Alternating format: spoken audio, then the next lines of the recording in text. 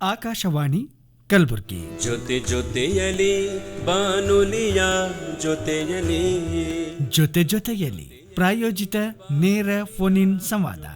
ಇಂದಿನ ವಿಷಯ ಅಂತಾರಾಷ್ಟ್ರೀಯ ಕಾರ್ಮಿಕ ದಿನದ ಸಂದರ್ಭದಲ್ಲಿ ಕಾರ್ಮಿಕರ ಕಲ್ಯಾಣ ಕುರಿತು ಸಂವಾದ. ಕಾರ್ಯಕ್ರಮದಲ್ಲಿ ಭಾಗವಹಿಸುತ್ತಿದ್ದಾರೆ ಕಲಬುರಗಿ ಪ್ರಾದೇಶಿಕ ಉಪ ಕಾರ್ಮಿಕ ಆಯುಕ್ತರಾದ ವೆಂಕಟೇಶ್ ಶಿಂದಿಹಟ್ಟಿ. ಭಾನುಭುವಿಯ ವಿಶಾಲ ಪರಿಧಿಯಲಿ ಕೇಳುಗರು ಸಂಪರ್ಕಿಸಲು ನಮ್ಮ ದೂರವಾಣಿ ಸಂಖ್ಯೆಗಳು 295986 ಅಥವಾ 295987. ಕಲಬುರಗಿಯ ಎಸ್ಟಿಡಿ ಕೋಡ್ ಸಂಖ್ಯೆ 08472. ಜೊತೆ ಜೊತೆಯಲಿ ಸಾಗಲಿ ವಿಶ್ವ ಪಥವಾ. ಕಾರ್ಯಕ್ರಮವನ್ನು ನಡೆಸಿಕೊಡುತ್ತಾರೆ ಸಂಗಮೇಶ್. ಜೊತೆ ಜೊತೆಯಲಿ ಸಾಗಲಿ ವಿಶ್ವ ಪಥವಾ ಸೇರಲಿ. ಆತ್ಮೀಯ ಕೇಳುಗರಿಗೆಲ್ಲ ಇಂದಿನ ಜೊತೆ ಜೊತೆಯಲ್ಲಿ ನೇರ ಫೋನ್ ಇನ್ ಕಾರ್ಯಕ್ರಮಕ್ಕೆ ಆತ್ಮೀಯವಾದ ಸ್ವಾಗತ. ಇವತ್ತು ಮೇ 1 ಅಂತಾರಾಷ್ಟ್ರೀಯ ಕಾರ್ಮಿಕರ ದಿನ. ಒಂದು ನಾಡಿನ ಸಮಗ್ರ ಅಭಿವೃದ್ಧಿಗೆ ನಾನಾ ವರ್ಗದವರು ಅವರ ಕಾಣಿಕೆ ಕೊಡುಗೆಯಿಂದ ದೇಶ ಬೆಳೆಯುತ್ತೆ. ಕಾರ್ಮಿಕ ವರ್ಗದ ಕೊಡುಗೆ ಕೂಡ ಅಷ್ಟೇ ಪ್ರಾಮುಖ್ಯತೆಯನ್ನು ಪಡೆದಿರುತ್ತೆ. ಇವತ್ತು ಮೇ 1 ಆಗಿರೋದರಿಂದ ಸಮಸ್ತ ಕಾರ್ಮಿಕ ವರ್ಗದವರಿಗೆ ಕಾರ್ಮಿಕ ದಿನದ ಹಾರ್ದಿಕ ಶುಭಾಶಯಗಳು. ಈ ಕಾರ್ಯಕ್ರಮದಲ್ಲಿ ಕಾರ್ಮಿಕರ ಕಲ್ಯಾಣಕ್ಕಾಗಿ ಮತ್ತು ಈ ಕಾರ್ಮಿಕ ದಿನದ ಹಿನ್ನೆಲೆ, ಇತಿಹಾಸ ಎಲ್ಲವನ್ನು ಸಮಗ್ರವಾಗಿ ಚರ್ಚೆ ಮಾಡಲಿದ್ದೇವೆ. ಈ ಕುರಿತಾಗಿ ತಮ್ಮ ವಿಚಾರಗಳನ್ನು ಹಂಚಿಕೊಳ್ಳಲಿಕ್ಕೆ ನಮ್ಮ ಸ್ಟುಡಿಯೋದಲ್ಲಿ ಅತಿಥಿಗಳು ಈಗಾಗಲೇ ಆಗಮಿಸಿದ್ದಾರೆ. ಆರಂಭದಲ್ಲಿ ಕಲಬುರಗಿ ಪ್ರಾದೇಶಿಕ ಉಪ ಕಾರ್ಮಿಕ ಆಯುಕ್ತರಾದ ವೆಂಕಟೇಶ್ ಶಿಂದಿಹಟ್ಟಿ ಸರ್ ಅವರು ಬಂದಿದ್ದಾರೆ. ನಿಮ್ಮೆಲ್ಲರ ಪರವಾಗಿ ಅವರಿಗೆ ಕಾರ್ಯಕ್ರಮಕ್ಕೆ ಹಾರ್ದಿಕ ಸ್ವಾಗತ ಹಾಗೂ ನಮಸ್ಕಾರ ಸರ್. ನಮಸ್ಕಾರ ಸರ್. ಇನ್ನೋರ್ವ ಅತಿಥಿಗಳು ನಮ್ಮ ಸ್ಟುಡಿಯೋದಲ್ಲಿದ್ದಾರೆ. ಕಲಬುರಗಿಯ ಕಾರ್ಮಿಕ ಅಧಿಕಾರಿಗಳಾದಂತಹ SR ಹಳಿಮನಿ ಅವರು. ಸರ್, ನಿಮಗೂ ಕೂಡ ಕಾರ್ಯಕ್ರಮಕ್ಕೆ ಸ್ವಾಗತ ಹಾಗೂ ನಮಸ್ಕಾರ. ನಮಸ್ಕಾರ ಸರ್.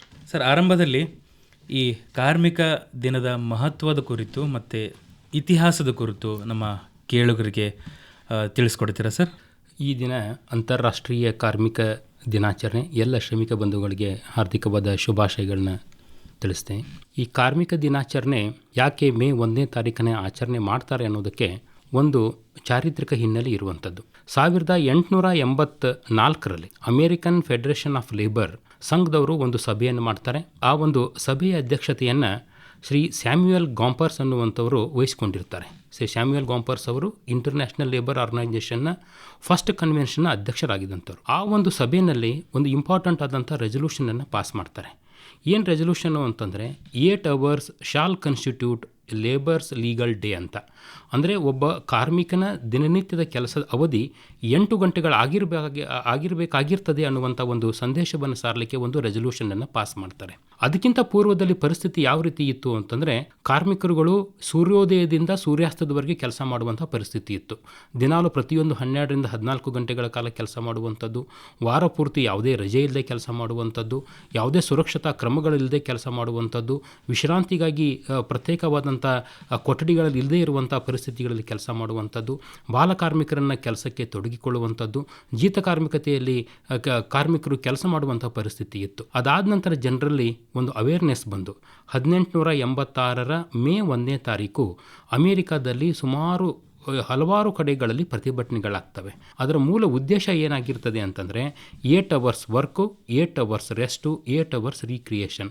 ಅಂದರೆ ಪ್ರತಿ ದಿವಸದ 8 ಗಂಟೆಗಳ ಕಾಲ ನಾವು ಕೆಲಸ ಮಾಡಬೇಕು, 8 ಗಂಟೆಗಳ ವಿಶ್ರಾಂತಿ ತೆಗೆದುಕೊಳ್ಬೇಕು, ಇನ್ನು 8 ಗಂಟೆಗಳನ್ನ ಇತರ ಚಟುವಟಿಕೆಗಳಲ್ಲಿ ಭಾಗವಹಿಸಬೇಕು ಅನ್ನುವಂಥ ಮೂಲ ಉದ್ದೇಶದಿಂದ ಆ ಒಂದು ಪ್ರತಿಭಟನೆಗಳು ಎಲ್ಲ ಕಡೆ ಪ್ರಾರಂಭ ಆಗ್ತವೆ. ಅದೇ ವರ್ಷದ ಮೇ 3ನೇ ತಾರೀಕು ಶಿಕಾಗೋದಲ್ಲಿರುವಂಥ ಕಾರ್ಮೆಕ್ ಹಾರ್ವೆಸ್ಟರ್ ಪ್ಲ್ಯಾಂಟ್ ಅನ್ನುವಂಥ ಸಂಸ್ಥೆಯಲ್ಲಿ ಕೆಲವು ಕಾರ್ಮಿಕರುಗಳು ಪ್ರತಿಭಟನೆ ಮಾಡುವಂಥ ಸಂದರ್ಭದಲ್ಲಿ ಅಲ್ಲಿ ಪೊಲೀಸರು ಅಟ್ಯಾಕ್ ಮಾಡ್ತಾರೆ. ಅಟ್ಯಾಕ್ ಮಾಡಿದ್ದನ್ನು ಒಂದು ವಿರೋಧಿಸಲಿಕ್ಕೆ ಮೇ 4ನೇ ತಾರೀಕು ಹೇ ಮಾರ್ಕೆಟ್ ಸ್ಕ್ವೇರ್ ಅನ್ನುವಂಥ ಒಂದು ಪ್ರದೇಶದಲ್ಲಿ ಸುಮಾರು 2 ಲಕ್ಷದಷ್ಟು ಜನ ಕಾರ್ಮಿಕರು ಅಲ್ಲಿ ಸೇರ್ಪಡೆಗೊಂಡು ಪ್ರತಿಭಟನೆ ಮಾಡ್ತಾ ಇರ್ತಾರೆ. ಆ ಸಂದರ್ಭದಲ್ಲಿ ಪೊಲೀಸರು ಅಟ್ಯಾಕ್ ಮಾಡ್ತಾರೆ, ಅಪರಿಚಿತರು ಬಾಂಬ್ಗಳನ್ನ ಹಾಕ್ತಾರೆ, ಹಲವಾರು ಕಾರ್ಮಿಕರು ಸಾವನ್ನಪ್ತಾರೆ, ಹಲವಾರು ಪೊಲೀಸರು ಸಹಿತ ಅದರಲ್ಲಿ ಸಾವನ್ನಪ್ತಾರೆ. ಆ ಒಂದು ಸಂದರ್ಭ ಒಂದು ವಿಚಾರಣೆ ನಡೆಸಬೇಕು ಅಂತ ಹೇಳಿಬಿಟ್ಟು ಜೂನ್ 21, 1886 ಒಂದು ವಿಚಾರಣೆ ಪ್ರಾರಂಭ ಆಗ್ತದೆ. 11/11/1886 1987ರಲ್ಲಿ 7 ಜನ ಕಾರ್ಮಿಕ ಮುಖಂಡರನ್ನು ಗಲ್ಲಿಗೇರಿಸಬೇಕು ಅನ್ನುವಂಥ ವಿಚಾರಣಾ ಆದೇಶ ಅಲ್ಲಿಗೆ ಬರ್ತದೆ. ಅದನ್ನು ಸಹಿತ ಯುರೋಪ್ ಮತ್ತು ಅಮೆರಿಕಗಳಲ್ಲಿ ಖಂಡಿಸ್ತಾರೆ. ಆ 7 ಜನರ ಪೈಕಿ 2 ಜನರ ಮರಣದಂಡನೆಯನ್ನು ಜೀವಾವಧಿ ಶಿಕ್ಷೆಯನ್ನಾಗಿ ಮಾಡ್ತಾರೆ. ಅದರ 5 ಜನ ಕಾರ್ಮಿಕ ಮುಖಂಡರುಗಳನ್ನ ಮರಣದಂಡನೆಗೆ ಒಳಪಡಿಸ್ತಾರೆ. ಈ ಒಂದು ದಿನವನ್ನು ಏನು ಮೇ 1ನೇ ತಾರೀಕು ಈ ಒಂದು ಪ್ರತಿಭಟನೆಗಳು ಪ್ರಾರಂಭವಾಗಿರುವುದನ್ನು ನೋಡಿಕೊಂಡು 1890ರಲ್ಲಿ ಪ್ಯಾರಿಸ್ನಲ್ಲಿ ಆಗಿರುವಂಥ ಒಂದು ಸಭೆಯಲ್ಲಿ ಮೇ 1ನೇ ತಾರೀಕು ಕಾರ್ಮಿಕರ ದಿನಾಚರಣೆಯನ್ನಾಗಿ ಮಾಡಬೇಕು ಅನ್ನುವಂಥ ಒಂದು ಘೋಷಣೆಯನ್ನು ಅಲ್ಲಿ ತೆಗೆದುಕೊಳ್ತಾರೆ. ಅದರ ನಂತರ 1917ರಲ್ಲಿ ರಷ್ಯಾದಲ್ಲಿ ಪ್ರಾರಂಭ ಮಾಡ್ತಾರೆ. ಅದಾದ ನಂತರ ಜರ್ಮನಿಯಲ್ಲಿ ಮಾಡ್ತಾರೆ. ತದನಂತರ ನಮ್ಮ ಭಾರತದಲ್ಲಿ 1923ರಲ್ಲಿ ಈ ಒಂದು ಕಾರ್ಮಿಕ ದಿನಾಚರಣೆಯನ್ನು ಆರಂಭ ಮಾಡಲಿಕ್ಕೆ ಪ್ರಾರಂಭ ಮಾಡುವಂಥದ್ದು. ತುಂಬ ಸಂಕ್ಷಿಪ್ತವಾಗಿ ಅರ್ಥಪೂರ್ಣವಾಗಿ ಹೇಳಿದಿರಿ ಸರ್ ಕಾರ್ಮಿಕ ದಿನದ ಇತಿಹಾಸದ ಕುರಿತಾಗಿ. ಒಂದು ಕರೆ ಇದೆ, ಕರೆ ಸ್ವೀಕಾರ ಮಾಡಿ ನಮ್ಮ ಚರ್ಚೆಯನ್ನು ಮುಂದುವರಿಸೋಣ. ಹಲೋ ನಮಸ್ಕಾರ ಸರ್. ನಮಸ್ತೆ, ಕಾರ್ಯಕ್ರಮಕ್ಕೆ ನಿಮಗೆ ಸ್ವಾಗತ. ತಮ್ಮ ಪರಿಚಯ ಮಾಡಿಕೊಡಿ ಸರ್. ಸರ್, ನಾವು ಲಕ್ಷ್ಮಣ ಅಲ್ಲಿಂದ ಅಂತ ಹೇಳಿ. ಲಕ್ಷ್ಮಣ್ ಅವ್ರ ಎಲ್ಲಿಂದ? ಬಾದಾಮಿ ಸರ್. ಬಾದಾಮಿ. ಜಿಲ್ಲಾ ಬಾದಾಮಿ. ಬಾದಾಮಿ. ಹೇಳಿ ಲಕ್ಷ್ಮಣ್ ಅವರೇ. ಸಾಹೇಬ್ ರೇಷ್ಮೆ ಇಲಾಖೆ, ಬಾದಾಮಿ ರೇಷ್ಮೆ ಇಲಾಖೆಯಲ್ಲಿ 10 ವರ್ಷದಿಂದ ಹೊರಗುತ್ತಿಗೆ ಮ್ಯಾಗ ಕೆಲಸ ಮಾಡತ್ತೀವಿ ಸರ್. ಓಕೆ. ಈಗ ನಮ್ನ ಫೆಬ್ರವರಿ 28, 2024ರಿಂದ ನಮ್ನ ಡ್ರಾಪ್ ಔಟ್ ಮಾಡ್ತೀವಿ ಕೆಲಸದಿಂದ. 10 ವರ್ಷ ಪೂರ ಮುಗಿತ್ ಸರ್ ನಮ್ದು.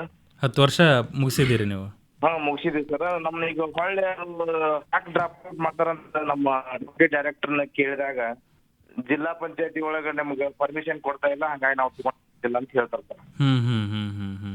ನಾವು ಹೊಳ್ಳಿ ಮತ್ತೆ ಸಿಒ ಸಾಹೇಬ್ರಿಗೂ ಭೇಟಿ ಆದ್ವಿ. ಸಿಒ ಅವ್ರಿಗೆ ಭೇಟಿ ಆದ್ರಿ ಅಂತ ಹೇಳಿದ್ರಿ, ಮುಂದೆ ಏನಾಯ್ತು ಸರ್? ಸಿಒ ಸರ್ ಭೇಟಿ ಆದಾಗ ಅವ್ರ ನಂತರ ನೀವು ಏಜೆನ್ಸಿ ಅವ್ರ ಅಷ್ಟೇ ನಮಗ್ ಸಂಬಂಧ, ನೀವು ನೀವು ಏನಿದ್ರು ಏಜೆನ್ಸಿ ಅವ್ರ ಜೋಡಿನ ನಿಮ್ದು ವ್ಯವಹಾರ, ನಮ್ ಜೋಡಿ ಬರಂಗಿಲ್ಲ ಅಂತ ಅವ್ರು ಹೇಳ್ತಾರ ಸರ್. ಓಕೆ. ಒಳ್ಳೆ ನಮ್ದು ರೇಷ್ಮೆ ಇಲಾಖೆ ನಮ್ ಕಮಿಷನರ್ ಆಫೀಸ್ ಆರ್ಡರ್ ಐತ್ ಸರ್. ಅದು ಏನಂದ್ರ ಕೆಲಸದ ಅವಶ್ಯಕತೆ ಇತ್ತಪ್ಪ ಅಂತಂದ್ರ ಅವಶ್ಯಕತೆ ಆಧಾರದ ಮೇಲೆ ನೀವು ಕೆಲಸ ಸಿಬ್ಬಂದಿಗಳನ್ನ ತಗೋಬೇಕಂತೇಳಿ 2021-22 ಲೇಬರ್ ಆಕ್ಟ್ ಪ್ರಕಾರ ಒಂದು ಸುತ್ತೋಲೆ ಹೊರಡಿಸ್ಯಾರ ಸರ್. ಕಾರ್ಯಾಧಾರಿತ ಆಧಾರದ ಮೇಲೆ ತಗೋಬೇಕಂತ ಹೇಳಿ ಸರ್. ಮತ್ತ ಅದೆಲ್ಲ ಅವಕಾಶ ಇದ್ರು ನಮ್ನ ಈಗ 2 ತಿಂಗಳ ಸರ್ ಬಿಟ್ಟಿಗ. ಓಕೆ. ಒಳ್ಳೆ ನಾವು ಯಾರ ಕಡೆ ಹೇಳ್ಸಿದ್ರು ಏನೋ ವ್ಯವಸ್ಥೆ ಆಗ್ತಾ ಇರ್ತಾರ. ಬರೀ ಇಲೆಕ್ಷನ್ ಒಂದೈತೆ, ಅದಾಯ್ತು, ನಿಮ್ಗ ತಗೊಳಕ್ ಆಗೋದಿಲ್ಲ, ನಮ್ ಮತ್ತೆ ಆಗಿನೇ ಸ್ಪೋರ್ಟ್ಸ್ ಮೇ ತಗೋಬೇಕು ಅಂತ ಹೇಳ್ತಾರ ಸರ್. ಹೊಳ್ಳೆ ನಿಮ್ಮ ಪ್ರಶ್ನೆ ಅರ್ಥ ಆಯ್ತು. ನಿಮ್ಮ ಪ್ರಶ್ನೆ ಅರ್ಥ ಆಯ್ತು. ಉಪ ಕಾರ್ಮಿಕ ಆಯುಕ್ತರು ಉತ್ತರ ಕೊಡ್ತಾರೆ ಇವಾಗ.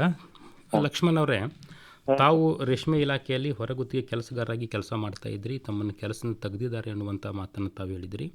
ತಮ್ಮ ಈ ಏನು ಹೇಳಿದಿರಿ ಈ ಅಂಶ ಒಂದು ಕೈಗಾರಿಕಾ ವಿವಾದಗಳ ಕಾಯ್ದೆ 1947ರಡಿ ತಾವು ಕೈಗಾರಿಕಾ ವಿವಾದವನ್ನು ನಮ್ಮ ಬಾಗಲಕೋಟೆ ಜಿಲ್ಲೆಯಲ್ಲಿ ಕಾರ್ಮಿಕ ಅಧಿಕಾರಿಗಳ ಕಚೇರಿಯಲ್ಲಿ ತಾವು ಒಂದು ಅರ್ಜಿಯನ್ನು ಕೊಟ್ಟು ಅದಕ್ಕೆ ಸಂಬಂಧಪಟ್ಟಂತೆ ಪರಿಹಾರವನ್ನು ಪಡ್ಕೊಳ್ಬೋದು. ಹೌದು. ಇಲ್ಲ, ಅದಕ್ಕೆ ತಾವು ಪೂರಕ ದಾಖಲೆಗಳನ್ನೆಲ್ಲ ಕೊಟ್ಟು ತಾವು ಏನು ಕೈಗಾರಿಕಾ ವಿವಾದ ಅನ್ನುವಂಥ ವ್ಯಾಖ್ಯಾನದಲ್ಲಿ ತಮ್ಮದು ಬರ್ತದೆ, ತಾವು ಅದನ್ನು ಅಲ್ಲಿ ಒಂದು ಅರ್ಜಿ ಕೊಟ್ಟರೆ ಅದ್ರ ಬಗ್ಗೆ ಅವರೊಂದು ಕನ್ಸಲ್ಟೇಷನ್ ಮೀಟಿಂಗ್ ಮಾಡ್ಕೊಂಡ್ಬಿಟ್ಟು ಅಲ್ಲಿ ತಾವು ಆ ಕಾಯ್ದೆ ಅಡಿಯಲ್ಲಿ ಪರಿಹಾರ ಪಡ್ಕೋಬೋದು. ಅದು ಸಿಗ್ಬೋದು. ಇಲ್ಲ, ಅದು ತಾವು ಅಲ್ಲಿ ಪೂರಕ ದಾಖಲೆಗಳನ್ನೆಲ್ಲ ಕೊಡಿ, ನಮ್ಮ ಕಾರ್ಮಿಕ ಅಧಿಕಾರಿಗಳು ಇರ್ತಾರೆ, ಅವ್ರ ಹತ್ರ ಕೊಡಿ. ತಾವು ದಾಖಲೆಗಳನ್ನ ಕೊಟ್ಟ ಮೇಲೆ ಅವರೊಂದು ಕನ್ಸಲ್ಟೇಷನ್ ಎಲ್ಲ ಮಾಡ್ತಾರೆ ಅವರು ಅದ್ರ ಬಗ್ಗೆ. ತುಂಬ ಧನ್ಯವಾದಗಳು ಲಕ್ಷ್ಮಣ್ ಅವರೇ. ಇನ್ನೊಂದು ಕರೆ ಇದೆ ಸರ್. ಹಲೋ. ಹಲೋ ಸರ್, ನಮಸ್ತೆ. ನಮಸ್ತೆ, ಕಾರ್ಯಕ್ರಮಕ್ಕೆ ನಿಮಗೆ ಸ್ವಾಗತ. ತಮ್ಮ ಪರಿಚಯ ಮಾಡಿಕೊಡಿ ಸರ್. ಸರ್, ನಮ್ಮ ಹೆಸರು ಶ್ರೀಶೈಲ ಅಂತೇಳಿ ಬೆಳಗಾವಿಯಿಂದ ಮಾತಾಡ್ತಾ ಇದ್ದೀನಿ ಸರ್. ಬೆಳಗಾವಿಂದ? ಹೌದು ಸರ್. ತಾವು ಏನಾಗಿದ್ದೀರಾ ಸರ್? ಸರ್, ನಾನು ಹೆಲ್ತ್ ಡಿಪಾರ್ಟ್ಮೆಂಟ್ ದಲ್ಲಿ ಇಮ್ಯುನೈಸೇಷನ್ ಫೀಲ್ಡ್ ವಾಲಂಟಿಯರ್ ಅಂತ ಹೇಳಿ ಕೆಲಸ ಮಾಡ್ತಾ ಇದ್ದೀನಿ ಸರ್. ಸದ್ಯ ಮಾಡ್ತಾ ಇದ್ದೀರಾ? ಹೌದು ಸರ್. ಮತ್ತೆ ನಮ್ನ ಅವರು ಅವಾಗ ಸೆಲೆಕ್ಷನ್ ಟೈಮ್ದಲ್ಲಿ ದಿನಗೂಲಿ ನೌಕರರು ಅಂತ ಹೇಳಿ ಕೆಲಸಕ್ಕೆ ತೆಗೆದುಕೊಂಡಿದ್ದಾರೆ ಸರ್. ಎಷ್ಟು ವರ್ಷ ಆಯ್ತು ಸರ್ ಈಗ? ನಾವು 10 ವರ್ಷ ಆಯ್ತು ಸರ್. Okay okay. 10 ವರ್ಷ ಆಯ್ತು ಸರ್. ಮತ್ತೆ ನಮ್ಗೆ ದಿನಗೂಲಿ ನೌಕರರಿಗೆ ಸಿಗುವಂತ ಸೌಲಭ್ಯಗಳು ಯಾವುವು ಸಿಗ್ತಾ ಇಲ್ಲ ಸರ್. ಇದ್ರ ಬಗ್ಗೆ ನೀವು ಸಂಬಂಧಪಟ್ಟವ್ರ ಜೊತೆ ಮಾತಾಡಿದ್ದೀರಾ ಸರ್? ಸರ್, ಸಂಬಂಧಪಟ್ಟಂತ ಎಲ್ಲ ಡಿ ಮೇಡಮ್ ಆಮೇಲೆ MD ಅವ್ರ ಜೊತೆಗೇನು ಮಾತಾಡಿದ್ವಿ. ಬೆಂಗಳೂರಲ್ಲಿ ನಾವು ಟೋಟಲ್ ಕರ್ನಾಟಕದಲ್ಲಿ 42 ಜನ ಇದ್ದೀವಿ ಸರ್. ನಮ್ಮ ಬೆಂಗಳೂರದಲ್ಲಿರುವಂತ ನಮ್ಮ ಇವರು ನಮ್ಮ ಕಲೀಗ್ಸ್ ಅಲ್ಲಿ ನಿಮ್ಮ ಕಾರ್ಮಿಕ ಇಲಾಖೆಗೆ ಭೇಟಿ ಕೊಟ್ಟು ಬಂದಿದ್ದಾರೆ ಸರ್. ಓಕೆ, ತಮ್ಮ ಪ್ರಶ್ನೆ ಅರ್ಥ ಆಯ್ತು ಸರ್. ಉಪಾಯುಕ್ತರು ಈಗ ಉತ್ತರ ಕೊಡ್ತಾರೆ, ಕೇಳಿ. ಓಕೆ ಶ್ರೀಶೈಲ್ ಅವರೇ, ಸೊ ತಾವು ಬೆಳಗಾವಿ ಹೆಲ್ತ್ ಡಿಪಾರ್ಟ್ಮೆಂಟಲ್ಲಿ ದಿನಗೂಲಿ ನೌಕರರಾಗಿ ಕೆಲಸ ಮಾಡ್ತಾ ಇದ್ದೀರಿ ಅಂತ ಹೇಳಿದಿರಿ. ಸೊ ತಮಗೆ ಸೌಲಭ್ಯಗಳು ಅಂತಂದರೆ ತಮಗೆ ಕರ್ನಾಟಕ ಸರ್ಕಾರ ನಿಗದಿಪಡಿಸಿರುವಂಥ ಕನಿಷ್ಠ ವೇತನದಷ್ಟಾದರೂ ವೇತನವನ್ನು ತಮಗೆ ಕೊಡಬೇಕಾಗ್ತದೆ. ಏನು ಸಿಗ್ತಾ ಇಲ್ಲ ಸರ್. ಇಲ್ಲ, ಅದಕ್ಕೆ ಹೇಳ್ತೀನಿ ನಾನು. ಈ ಕರ್ನಾಟಕ ಸರ್ಕಾರದವರು ಏನು ಅರ್ಬನ್ ಲೋಕಲ್ ಬಾಡೀಸು ಮತ್ತು ಗ್ರಾಮ ಪಂಚಾಯತಿಗಳಿಗೆ, ಸೊ ನಗರಾಭಿವೃದ್ಧಿ ಸಂಸ್ಥೆಗಳು ಮತ್ತು ಗ್ರಾಮ ಪಂಚಾಯತಿಗಳಿಗೆ ಏನು ಮಿನಿಮಮ್ ವೇಜಸ್ಸನ್ನು ಫಿಕ್ಸ್ ಮಾಡಿದ್ದಾರೆ, ಆ ಮಿನಿಮಮ್ ವೇಜಸ್ ಅಷ್ಟಾದರೂ ಸಹಿತ ತಮಗೆ ಸಂಬಳವನ್ನು ಕೊಡಬೇಕಾಗ್ತದೆ. ಅದಕ್ಕೆ ತಮ್ಮ ಗುತ್ತಿಗೆದಾರರು ಮತ್ತು ಪ್ರಧಾನ ಮಾಲೀಕರು ಯಾವುದು ತಮ್ಮ ಇಲಾಖೆಯವರು ಅದಕ್ಕೆ ಕೊಡಲಿಕ್ಕೆ ಬಾಧ್ಯಸ್ಥರಾಗಿರ್ತಾರೆ. ತಮಗೆ ಮಿನಿಮಮ್ ವೇಜಸ್ಸು ಕನಿಷ್ಠ ವೇತನ ಕೊಡಲಿಲ್ಲ ಅಂತಂದರೆ ತಾವೇನು ಮಾಡಬೇಕು, ಬೆಳಗಾವಿಯಲ್ಲಿರುವಂಥ ಮಜ್ಗಾಂವ್ ಕ್ರಾಸ್ನಲ್ಲಿ ನಮ್ಮದು ಆಫೀಸ್ ಇದೆ, ಅಲ್ಲಿ ನಿಮಗೆ ಮೇಡಮ್ ಅಲ್ಲ ಸರ್, ಅವರು ಮೇಡಮ್ ನಮ್ಗೆ ತುಂಬಾ ಪರಿಚಯ ಸರ್, ನಮ್ಗೆ ಅವ್ರು ಲೇಬರ್ ಆಫೀಸರ್. ಓಕೆ. ನಾವು 42 ಜನ ಇರುವವರು ಎಲ್ಲರೂ ಮಾಸ್ಟರ್ ಡಿಗ್ರಿ ಸೋಷಿಯಲ್ ವರ್ಕ್ ಅನ್ನೇ ಮಾಡಿದಂತವ್ರು. ಬಟ್ ನಮ್ಗೆ ಅವರು ಸೆಲೆಕ್ಷನ್ ಟೈಮ್ದಲ್ಲಿ ಪ್ರತಿ ವರ್ಷ 5% ಇನ್ಕ್ರಿಮೆಂಟ್ ಕೊಡ್ತಾ ಇದ್ರು ಸರ್. ಈ ವರ್ಷ ಕಳೆದ 3 ವರ್ಷದಿಂದ ನಮ್ಗೆ ಇನ್ಕ್ರಿಮೆಂಟ್ ಸಿಗ್ತಾ ಇಲ್ಲ ಸರ್. ಸರಿ, ಅಲ್ಲ ಈಗ ತಾವು ಅಲ್ಲಿ ನಮ್ಮ ಲೇಬರ್ ಆಫೀಸರ್ನಲ್ಲಿರುವಂಥ ನಮ್ಮ ಇನ್ಸ್ಪೆಕ್ಟರ್ ಕಚೇರಿಗೆ ಭೇಟಿಯಾಗಿ ತಾವು ಮಾಹಿತಿಗಳು ನೀಡಿದರೆ ಕನಿಷ್ಠ ವೇತನಕ್ಕೆ ಸಂಬಂಧಪಟ್ಟಂತೆ ಒಂದು ನೋಟಿಸನ್ನು ಜಾರಿ ಮಾಡ್ತಾರೆ. ಕೊಡಲಿಲ್ಲ ಅಂತಂದ್ರೆ ಅದರ ಬಗ್ಗೆ ತಮ್ಮ ಪರವಾಗಿ ಕ್ಲೇಮ್ ಅರ್ಜಿಯನ್ನು ಅಥಾರಿಟಿ ಮುಂದೆ ದಾಖಲು ಮಾಡಿ ತಮಗೆ ಕೊಡಿಸಿಕೊಡ್ಲಿಕ್ಕೆ ಅವಕಾಶ ಅದರಲ್ಲಿದೆ ಕಾಯ್ದೆ ಅಡಿಯಲ್ಲಿ. ಸೊ ತಾವು ದಯವಿಟ್ಟು ಮಜ್ಗಾಂವ್ ಕ್ರಾಸ್ನಲ್ಲಿರುವಂಥ ಇನ್ಸ್ಪೆಕ್ಟರ್ ಆಫೀಸ್ ಆಗಿರ್ಬೋದು ಅಥವಾ ನಮ್ಮದು ಡೆಪ್ಯೂಟಿ ಲೇಬರ್ ಕಮಿಷನರ್ ಆಫೀಸ್ ಇದೆ, ಅಲ್ಲಿ ಆದರೂ ತಾವು ಭೇಟಿ ಆಗಿಬಿಟ್ಟು ತಮ್ಮ ಮಾಹಿತಿಯನ್ನು ಕೊಟ್ಟರೆ ನಮ್ಮ ಇನ್ಸ್ಪೆಕ್ಟರ್ ನಿಮ್ಮ ಪರವಾಗಿ ಕೇಸನ್ನು ದಾಖಲು ಮಾಡ್ತಾರೆ. ಓಕೆ ಶ್ರೀಶೈಲ್ ಅವರು, ತುಂಬಾ ಧನ್ಯವಾದಗಳು ಶ್ರೀಶೈಲ್ ಅವರು. ಇವಾಗ ನಮ್ದು ಮೇನ್ ನಮ್ದು ಎಲ್ಲ 42 ಜನನೂ ಸೆಲೆಕ್ಷನ್ ಮಾಡಿದ್ದು ಬೆಂಗಳೂರಿಂದ ಸರ್. ಆಯ್ತು. 42 ಜನಗಳು ಅಲ್ಲಿಂದನೇ ಸ್ಯಾಲರಿ ಫಿಕ್ಸ್ ಆಗಿ ಬರೋದು ಸರ್. ನಾವು ಬೆಳಗಾಂದಲ್ಲಿ ನಾವು ಕೊಟ್ರೆ ಅದು ಪ್ರಯೋಜನ ಇಲ್ಲ ಇಲ್ಲ ಇಲ್ಲ ಆ ರೀತಿ ಅಲ್ಲ ಶ್ರೀಶೈಲ್ ಅವರೇ, ತಾವು ಸ್ಯಾಲ್ರಿ ಅಲ್ಲಿಂದ ಬರಲಿ, but place of work Belgaum ಆಗಿರೋದ್ರಿಂದ ಸೊ ಬೆಳಗಾಂನಲ್ಲಿರುವಂಥ ಅಧಿಕಾರಿಗಳಿಗೆ ತಮ್ಮ ಪರವಾಗಿ ಕ್ಲೇಮ್ ಅರ್ಜಿಯನ್ನು ಸಲ್ಲಿಸಲಿಕ್ಕೆ ಕಾಯ್ದೆ ಅಡಿಯಲ್ಲಿ ಅವಕಾಶ ಇದೆ. ಸೊ ನೀವು ಸ್ಯಾಲ್ರಿ ನಿಮ್ಮ ಬೆಂಗಳೂರಿಂದ ಬಂದರೂ ಸಹಿತ ಏನು ತಾವು ಚಿಂತೆ ಮಾಡಬೇಕಾದಂಥ ಅವಶ್ಯಕತೆ ಇಲ್ಲ. ಪ್ಲೇಸ್ ಆಫ್ ವರ್ಕ್ ಬೆಳಗಾವಿ ಆಗಿರೋದ್ರಿಂದ ತಾವು ದಯವಿಟ್ಟು ಬೆಳಗಾವಿ ಕಾರ್ಮಿಕ ಇಲಾಖೆಗೆ ತಾವು ಭೇಟಿ ಕೊಟ್ಬಿಟ್ಟು ತಮ್ಮ ಅರ್ಜಿಯನ್ನು ಸಲ್ಲಿಸಿ. Okay sir. ಓಕೆ, ತುಂಬ ಧನ್ಯವಾದಗಳು ಶ್ರೀಶೈಲ್ ಅವರೇ. ಧನ್ಯವಾದಗಳು ಸರ್. ಸರ್, ಆಗಲೇ ನೀವು ಕಾರ್ಮಿಕ ದಿನದ ಮಹತ್ವ ಮತ್ತು ಇತಿಹಾಸ ಕುರಿತಾಗಿ ಸಂಕ್ಷಿಪ್ತವಾಗಿ ಹೇಳಿದ್ರಿ.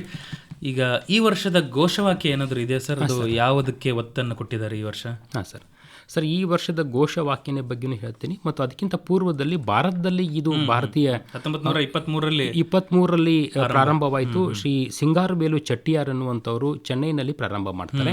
ಅದಕ್ಕೆ ಮಡ್ರಾಸ್ ಡೇ ಅಂತಲೂ ಸಹಿತ ಹೇಳ್ತಾ ಇದ್ರು.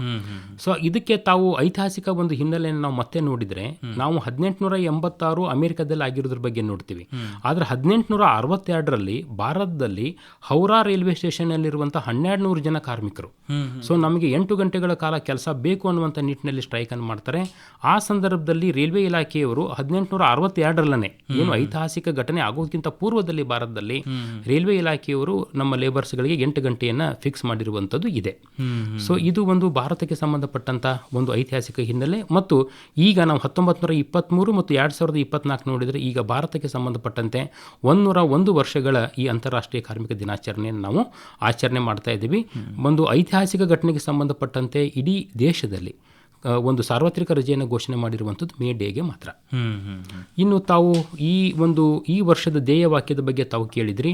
ಈ ವರ್ಷದ ಧ್ಯೇಯ ವಾಕ್ಯ ಏನು ಅಂತಂದರೆ ensuring safety and health at work in changing climate ಅಂತ.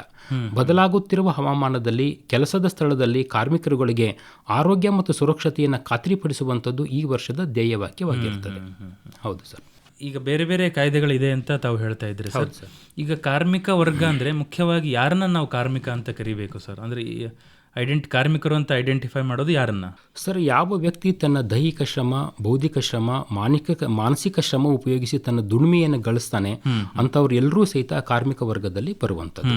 ನಮ್ಮ ಕರ್ನಾಟಕ ರಾಜ್ಯದಲ್ಲಿ ಸುಮಾರು 23ರಿಂದ 24 ಕಾರ್ಮಿಕ ಕಾಯ್ದೆಗಳನ್ನ ನಾವು ನಾವೊಂದು ಅನುಷ್ಠಾನ ಮಾಡ್ತೀವಿ. ಒಂದೊಂದು ಕಾಯ್ದೆನಲ್ಲಿ ಒಂದೊಂದು ಅದಕ್ಕೆ ಆದಂಥ ಒಂದೊಂದು ವ್ಯಾಖ್ಯಾನಗಳನ್ನ ಕೊಟ್ಟಿದ್ದಾರೆ. ತಾವು ಇಂಡಸ್ಟ್ರಿಯಲ್ ಡಿಸ್ಪ್ಯೂಟ್ ಆಕ್ಟ್ ಅಡಿಯಲ್ಲಿ ಹೋದರೆ ಪೈಲಟು ಸಹಿತ ಅದರಲ್ಲಿ ಕಾರ್ಮಿಕ ಅನ್ನುವಂಥ ವ್ಯಾಖ್ಯಾನದಲ್ಲಿ ಬರ್ತಾರೆ. ಆದರೆ ಸೂಪರ್ವೈಸರಿ ಕೆಲಸ ಮಾಡುವಂಥವ್ರು 10,000 ರೂಪಾಯಿಗಳಿಗಿಂತ ಜಾಸ್ತಿ ಸಂಬಳ ತೆಗೆದುಕೊಳ್ತಾ ಇದ್ದರೆ ಅವರು ಬರೋದಿಲ್ಲ. ಆದರೆ ಗ್ರ್ಯಾಚ್ಯುಟಿ ಆ್ಯಕ್ಟ್ ಅಡಿಯಲ್ಲಿ ಮ್ಯಾನೇಜಿಂಗ್ ಡೈರೆಕ್ಟರು ಸಹಿತ ಈ ಒಂದು ಕಾಯ್ದೆ ಅಡಿಯಲ್ಲಿ ಒಳಪಡ್ತಾರೆ. ಸೊ ಯಾವುದೇ ಅಕುಶಲ ಇರ್ಬೋದು, ಅರೆ ಕುಶಲ ಇರ್ಬೋದು, ಕುಶಲ ಇರ್ಬೋದು, ಅತಿ ಕುಶಲತೆ ಕೆಲಸ ಮಾಡುವಂಥವರು ಸಹಿತ ನೌಕರ ಅಥವಾ ಕಾರ್ಮಿಕ ಅನ್ನುವಂಥ ವ್ಯಾಖ್ಯಾನದೊಳಗಡೆ ಒಳಪಡ್ತಾರೆ. ಈಗ ವರ್ಗೀಕರಣ ಏನಾದರೂ ಇದೆಯಾ ಸರ್? ಕಾರ್ಮಿಕರಲ್ಲಿ ಡಿವಿಷನ್ಸ್ ಏನಾದರೂ ಮಾಡ್ಕೊಂಡಿದ್ದೀರಾ? ಹಾಂ ಸರ್, ಈಗ ನಾವು ಕಾರ್ಮಿಕರಲ್ಲಿ ನಾವು 4 ಥರದಂಥ ಕೆಟಗರಿಗಳನ್ನ ಮಾಡ್ತೀವಿ. ಸೊ ಒಂದು ಅತಿ ಹೆಚ್ಚು ಅಂದರೆ ಹೈಲಿ ಸ್ಕಿಲ್ಡ್ ವರ್ಕರ್ಸ್ ಅಂದರೆ ಯಾರು, ಆಮೇಲೆ ಸ್ಕಿಲ್ಡ್ ವರ್ಕರ್ಸ್ ಕುಶಲತೆಯಿಂದ ಮಾಡುವಂಥ ಕೆಲಸಗಳು ಯಾರು, ಆಮೇಲೆ ಅರೆ ಕುಶಲ ಕೆಲಸಗಾರರು ಅಂತ ನಾವು ವರ್ಗೀಕರಣ ಮಾಡ್ಕೊಂಡಿರ್ತೀವಿ. ಮತ್ತು ಹೊಸದಾಗಿ ಯಾರು ಟ್ರೈನಿ ಇರ್ತಾರೆ ಅಥವಾ ಜಸ್ಟ್ ಜಾಯಿನ್ ಆಗಿರ್ತಾರೆ ಅವರೆಲ್ಲರೂ ಸಹಿತ ಅಕುಶಲ ವರ್ಗದ ಕಾರ್ಮಿಕರು ಅನ್ನುವಂಥ ವ್ಯಾಖ್ಯಾನದಲ್ಲಿ ಬರ್ತಾರೆ. ಹಾಂ ಸರ್. ಈಗ ಇದರಲ್ಲಿ ನಾವು ಈ ಸಂಘಟಿತ ಅಸಂಘಟಿತ ಅಂತೆಲ್ಲ ಸರ್, ಅದು ಯಾವ ರೀತಿ ವರ್ಗೀಕರಣ ಸರ್? ಅದು ಸರ್ ಸಂಘಟಿತ ಮತ್ತು ಅಸಂಘಟಿತ, ಆರ್ಗನೈಸ್ಡ್ ಮತ್ತು ಅನ್ಆರ್ಗನೈಸ್ಡ್ ಅನ್ನುವಂಥದ್ದು ಸೆಕ್ಟರ್ಸ್ಗಳಿದೆ. ಸುಮಾರು 90% ಜನ ಕಾರ್ಮಿಕರು ಇವತ್ತು ಅನ್ಆರ್ಗನೈಸ್ಡ್ ಸೆಕ್ಟರ್ನಲ್ಲಿ ಕೆಲಸ ಮಾಡುವಂಥವ್ರು. ಒಂದು 9 to 10% ಜನರು ಇವತ್ತು ಆರ್ಗನೈಸ್ಡ್ ಸೆಕ್ಟರ್ನಲ್ಲಿ ಕೆಲಸ ಮಾಡ್ತಾರೆ.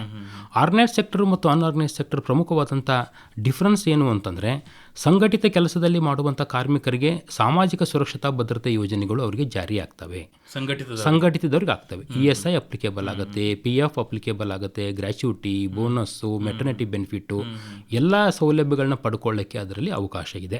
ಮತ್ತು ಅವ್ರದ್ದು ಶಾಶ್ವತ ರೂಪದ ಕೆಲಸ ಆರ್ಗನೈಸ್ಡ್ ಸೆಕ್ಟರ್ನಲ್ಲಿ ಒಂದು ಅಂಗಡಿನಲ್ಲಿ ಕೆಲಸ ಮಾಡ್ತಾರೆ, ಒಂದು ಹೋಟೆಲ್ನಲ್ಲಿ ಕೆಲಸ ಮಾಡ್ತಾರೆ, ಅದೇ ಮಾಲೀಕರು ಇರ್ತಾರೆ. ಅದರ ಅಸಂಘಟಿತ ವಲಯದಲ್ಲಿ ಕೆಲಸ ಮಾಡೋರಿಗೆ ತಾತ್ಕಾಲಿಕವಾದಂಥ ಕೆಲಸ ಇರ್ತದೆ, ಮಾಲೀಕರು ಬದಲಾವಣೆ ಆಗ್ತಾ ಇರ್ತಾರೆ, ಅವರಿಗೆ ಸಾಮಾಜಿಕ ಭದ್ರತಾ ಯೋಜನೆಗಳು ಅವರಿಗೆ ಇರೋದಿಲ್ಲ. ಸೊ ಇದು ಪ್ರಮುಖವಾದಂಥ ಡಿಫ್ರೆನ್ಸಸ್. ಈಗ ಕಾರ್ಮಿಕ ವರ್ಗದ ಶ್ರೇಯೋಭಿವೃದ್ಧಿಗಾಗಿ ಇಲಾಖೆ ತುಂಬ ಯೋಜನೆಗಳನ್ನು ಹಮ್ಮಿಕೊಂಡಿದೆ, ನಾನಾ ರೀತಿಯ ಅಂಶಗಳನ್ನು ಅವರಿಗಾಗಿ ಕಾಯ್ದೆ ಕಾನೂನೆಲ್ಲ ಜಾರಿಗೆ ತಂದಿದೆ ಸರ್. ಈಗ ಕಾರ್ಮಿಕ ಇಲಾಖೆಯ ಸ್ವರೂಪ, ಸ್ಟ್ರಕ್ಚರ್ ಕುರಿತಾಗಿ ಸ್ವಲ್ಪ ತಿಳಿಸ್ಕೊಡ್ತೀರಾ ಸರ್? Yes sir. ಸರ್, ನಮ್ಮ ಕಾರ್ಮಿಕ ಇಲಾಖೆಯ ಪ್ರಮುಖವಾದಂಥ ಕಚೇರಿ ನಮ್ಮದು ಬೆಂಗಳೂರಿನಲ್ಲಿ ಇರ್ತದೆ. ಮಾನ್ಯ ಕಾರ್ಮಿಕ ಆಯುಕ್ತರು ಶ್ರೀ ಡಾಕ್ಟರ್ HN ಗೋಪಾಲಕೃಷ್ಣ ಸಾಹೇಬರು ಆಯುಕ್ತರಾಗಿದ್ದಾರೆ. ಡಾಕ್ಟರ್ ಮೊಹಮ್ಮದ್ ಮೊಹಸಿನ್ ಸಾಹೇಬರು ನಮ್ಮ ಸರ್ಕಾರದ ಪ್ರಧಾನ ಕಾರ್ಯದರ್ಶಿಗಳಾಗಿದ್ದಾರೆ ಕಾರ್ಮಿಕ ಇಲಾಖೆದು. ಅದಾದ ನಂತರ ನಾವು ಬೆಂಗಳೂರನ್ನು ಹೊರತುಪಡಿಸಿ ಬೆಂಗಳೂರಿನಲ್ಲಿ 2 ಉಪಕಾರ್ಮಿಕ ಆಯುಕ್ತರುಗಳಿರ್ತಾರೆ, ಹಾಸನದಲ್ಲಿ ಇರ್ತಾರೆ, ಬೆಳಗಾವಿಯಲ್ಲಿ ಇರ್ತಾರೆ ಮತ್ತು ಕಲಬುರಗಿನಲ್ಲಿ ಇರ್ತಾರೆ. ಕಲಬುರಗಿ ಪ್ರಾದೇಶಿಕದಲ್ಲಿ ಬೀದರ್, ಕಲಬುರಗಿ, ಯಾದಗಿರಿ, ರಾಯಚೂರು, ಕೊಪ್ಪಳ, ವಿಜಯನಗರ, ದಾವಣಗೆರೆ, ಚಿತ್ರದುರ್ಗ ಮತ್ತು ಬಳ್ಳಾರಿ ಜಿಲ್ಲೆಗಳು ಈ ಒಂದು ನಮ್ಮ ಪ್ರಾದೇಶಿಕ ವ್ಯಾಪ್ತಿಗೆ ಒಳಪಡ್ತವೆ. ಕಲ್ಯಾಣ ಕರ್ನಾಟಕದ 7 ಜಿಲ್ಲೆಗಳ ಜೊತೆಗೆ ಚಿತ್ರದುರ್ಗ ಮತ್ತು ದಾವಣಗೆರೆ 2 ಜಿಲ್ಲೆಗಳು ಅದರಲ್ಲಿ ಸೇರ್ಪಡೆ ಆಗ್ತವೆ. ಅದರ ನಂತರ ನಾವು ವಿಭಾಗೀಯ ಮಟ್ಟದಲ್ಲಿ ಅಂದರೆ ಬೀದರ್ ಟು ಕೊಪ್ಪಳ 5 ಜಿಲ್ಲೆಗಳ ವ್ಯಾಪ್ತಿಗೆ ಒಬ್ಬರು ಸಹಾಯಕ ಕಾರ್ಮಿಕ ಆಯುಕ್ತರು ಇರ್ತಾರೆ ಮತ್ತು ಪ್ರತಿ ಜಿಲ್ಲೆಗಳಿಗೆ ಒಬ್ಬರು ಕಾರ್ಮಿಕ ಅಧಿಕಾರಿಗಳಿರ್ತಾರೆ. ಇನ್ನು ತಾಲೂಕಾ ಮಟ್ಟದಲ್ಲಿ ಒಬ್ಬರು ಕಾರ್ಮಿಕ ನಿರೀಕ್ಷಕರು ಇರ್ತಾರೆ. ಕಾರ್ಪೊರೇಷನ್ ಏರಿಯಾಗಳಲ್ಲಿ ಹಿರಿಯ ಕಾರ್ಮಿಕ ನಿರೀಕ್ಷಕರು ಇರ್ತಾರೆ. ಮತ್ತು ಎಲ್ಲ ಕಾರ್ಮಿಕ ನಿರೀಕ್ಷಕರ ಕಚೇರಿಗಳಲ್ಲಿ ನಮ್ಮದೇನು ಮಂಡಳಿಗಳಿದೆ, ಕರ್ನಾಟಕ ಕಟ್ಟಡ ಮತ್ತು ಇತರೆ ಕಾರ್ಮಿಕ ಕಲ್ಯಾಣ ಮಂಡಳಿ ಇರ್ಬೋದು, ಅಸಂಘಟಿತ ಕಾರ್ಮಿಕ ಕಲ್ಯಾಣ ಮಂಡಳಿ ಇರ್ಬೋದು, ಅವರ ಸಿಬ್ಬಂದಿಗಳು ಸಹಿತ ಆಯಾ ಇನ್ಸ್ಪೆಕ್ಟರ್ ಕಚೇರಿನಲ್ಲಿ ಮಂಡಳಿ ಕೆಲಸವನ್ನು ಅಲ್ಲಿ ನೆರವೇರಿಸ್ತಾರೆ. ಸೊ ಕಾರ್ಮಿಕರು ಏನಾದರೂ ನಮ್ಮ ಕಾರ್ಮಿಕ ಇಲಾಖೆಗೆ ಸಂಬಂಧಪಟ್ಟಂಥ ಸೌಲಭ್ಯ ಪಡಲಿಕ್ಕೆ ಬರಬೇಕಂತಂದರೆ ಅವರ ತಾಲೂಕುಗಳಲ್ಲಿರುವಂಥ ವೃತ್ತದ ಕಾರ್ಮಿಕ ನಿರೀಕ್ಷಕರನ್ನು ಭೇಟಿ ಆದರೆ ಸಾಕು, ಅಲ್ಲಿ ಅರ್ಜಿಗಳನ್ನು ಕೊಡುವಂಥದ್ದು, ಸೌಲಭ್ಯ ವಿತರಣೆ ಮಾಡಲಿಕ್ಕೆ ಅನುಕೂಲ ಆಗ್ತದೆ. ಕಾರ್ಯಕ್ರಮದಲ್ಲಿ ಕಲಬುರಗಿಯ ಕಾರ್ಮಿಕ ಅಧಿಕಾರಿಗಳಾದಂಥ SR ಹಳಿಮನಿ ಸರ್ ಕೂಡ ಇದ್ದಾರೆ. ಈಗ ಇನ್ನೇನು ಮೇ 7ನೇ ತಾರೀಕು ನಮ್ಮ ಭಾಗದಲ್ಲಿ ಮತದಾನ ನಡೆಯಲಿದೆ ಸರ್.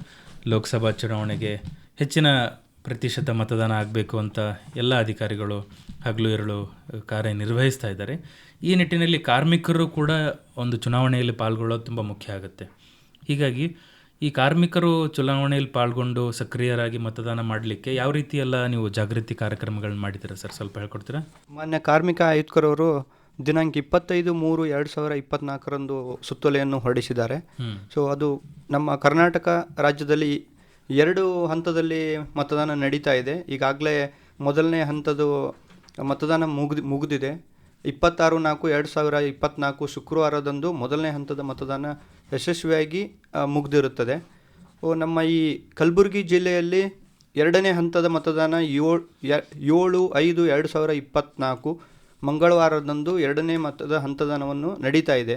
ಸೊ ಅದಕ್ಕೋಸ್ಕರ ನಾವು ಈಗಾಗಲೇ ಮಾನ್ಯ ಜಿಲ್ಲಾಧಿಕಾರಿಗಳು ಹಾಗೂ ಜಿಲ್ಲಾ ಪಂಚಾಯತ್ CEO ಸಾಹೇಬರು ನಾವು ಎಲ್ಲ ತಾಲೂಕುಗಳ ಹೋಗಿ, ಆಮೇಲೆ ಕಲಬುರಗಿ ನಗರದ ಎಲ್ಲ ಒಂದು ಫ್ಯಾಕ್ಟ್ರಿಗಳಿಗೆಲ್ಲ ವಿಸಿಟ್ ಕೊಟ್ಟು ನಾವು ಅವತ್ತಿನ ದಿನ 7/5/2024 ಪ್ರತಿಯೊಂದು ವಾಣಿಜ್ಯ ಸಂಸ್ಥೆ ಆಗಿರ್ಬೋದು, ಕಾರ್ಖಾನೆ ಆಗಿರ್ಬೋದು, ಇತರೆ ಯಾವುದೇ ಒಂದು ಕೆಲಸದ ಸ್ಥಳ ಆಗಿರ್ಬೋದು, ಅಲ್ಲಿ ನಾವು ಕಡ್ಡಾಯವಾಗಿ ಅವತ್ತಿನ ದಿನ ವೇತನ ಸಹಿತ ರಜೆಯನ್ನು ಕೊಡಬೇಕು ಅಂತ ಹೇಳಿ ಎಲ್ಲ ಒಂದು ಮಾಲೀಕರಿಗೂ ಹಾಗೂ ಮ್ಯಾನೇಜರ್ಗಳಿಗೂ ಈಗಾಗಲೇ ನಾವು ಹೇಳಿದ್ದೀವಿ. ಸೊ ಅದೇ ರೀತಿ ಅವತ್ತಿನ ದಿನ ವೇತನ ಸಹಿತ ರಜೆ ಇರುತ್ತೆ. ಸೊ ಅಂಥ ಯಾರಾದರೂ ಯಾವ ಸಂಸ್ಥೆಗಳು ಏನಾದರೂ ಅವತ್ತಿನ ದಿನ ಮತದಾನ ಒಂದು ಮಾಡಲಿಕ್ಕೆ ಅವಕಾಶ ಮಾಡಿ ಕೊಡದೇ ಇದ್ದರೆ ಅವರು ಕಾರ್ಮಿಕ ಇಲಾಖೆಗೆ ಅವತ್ತು ನಮಗೆ ಒಂದು ಕಂಪ್ಲೇಂಟ್ ಕೊಡ್ಬೋದು.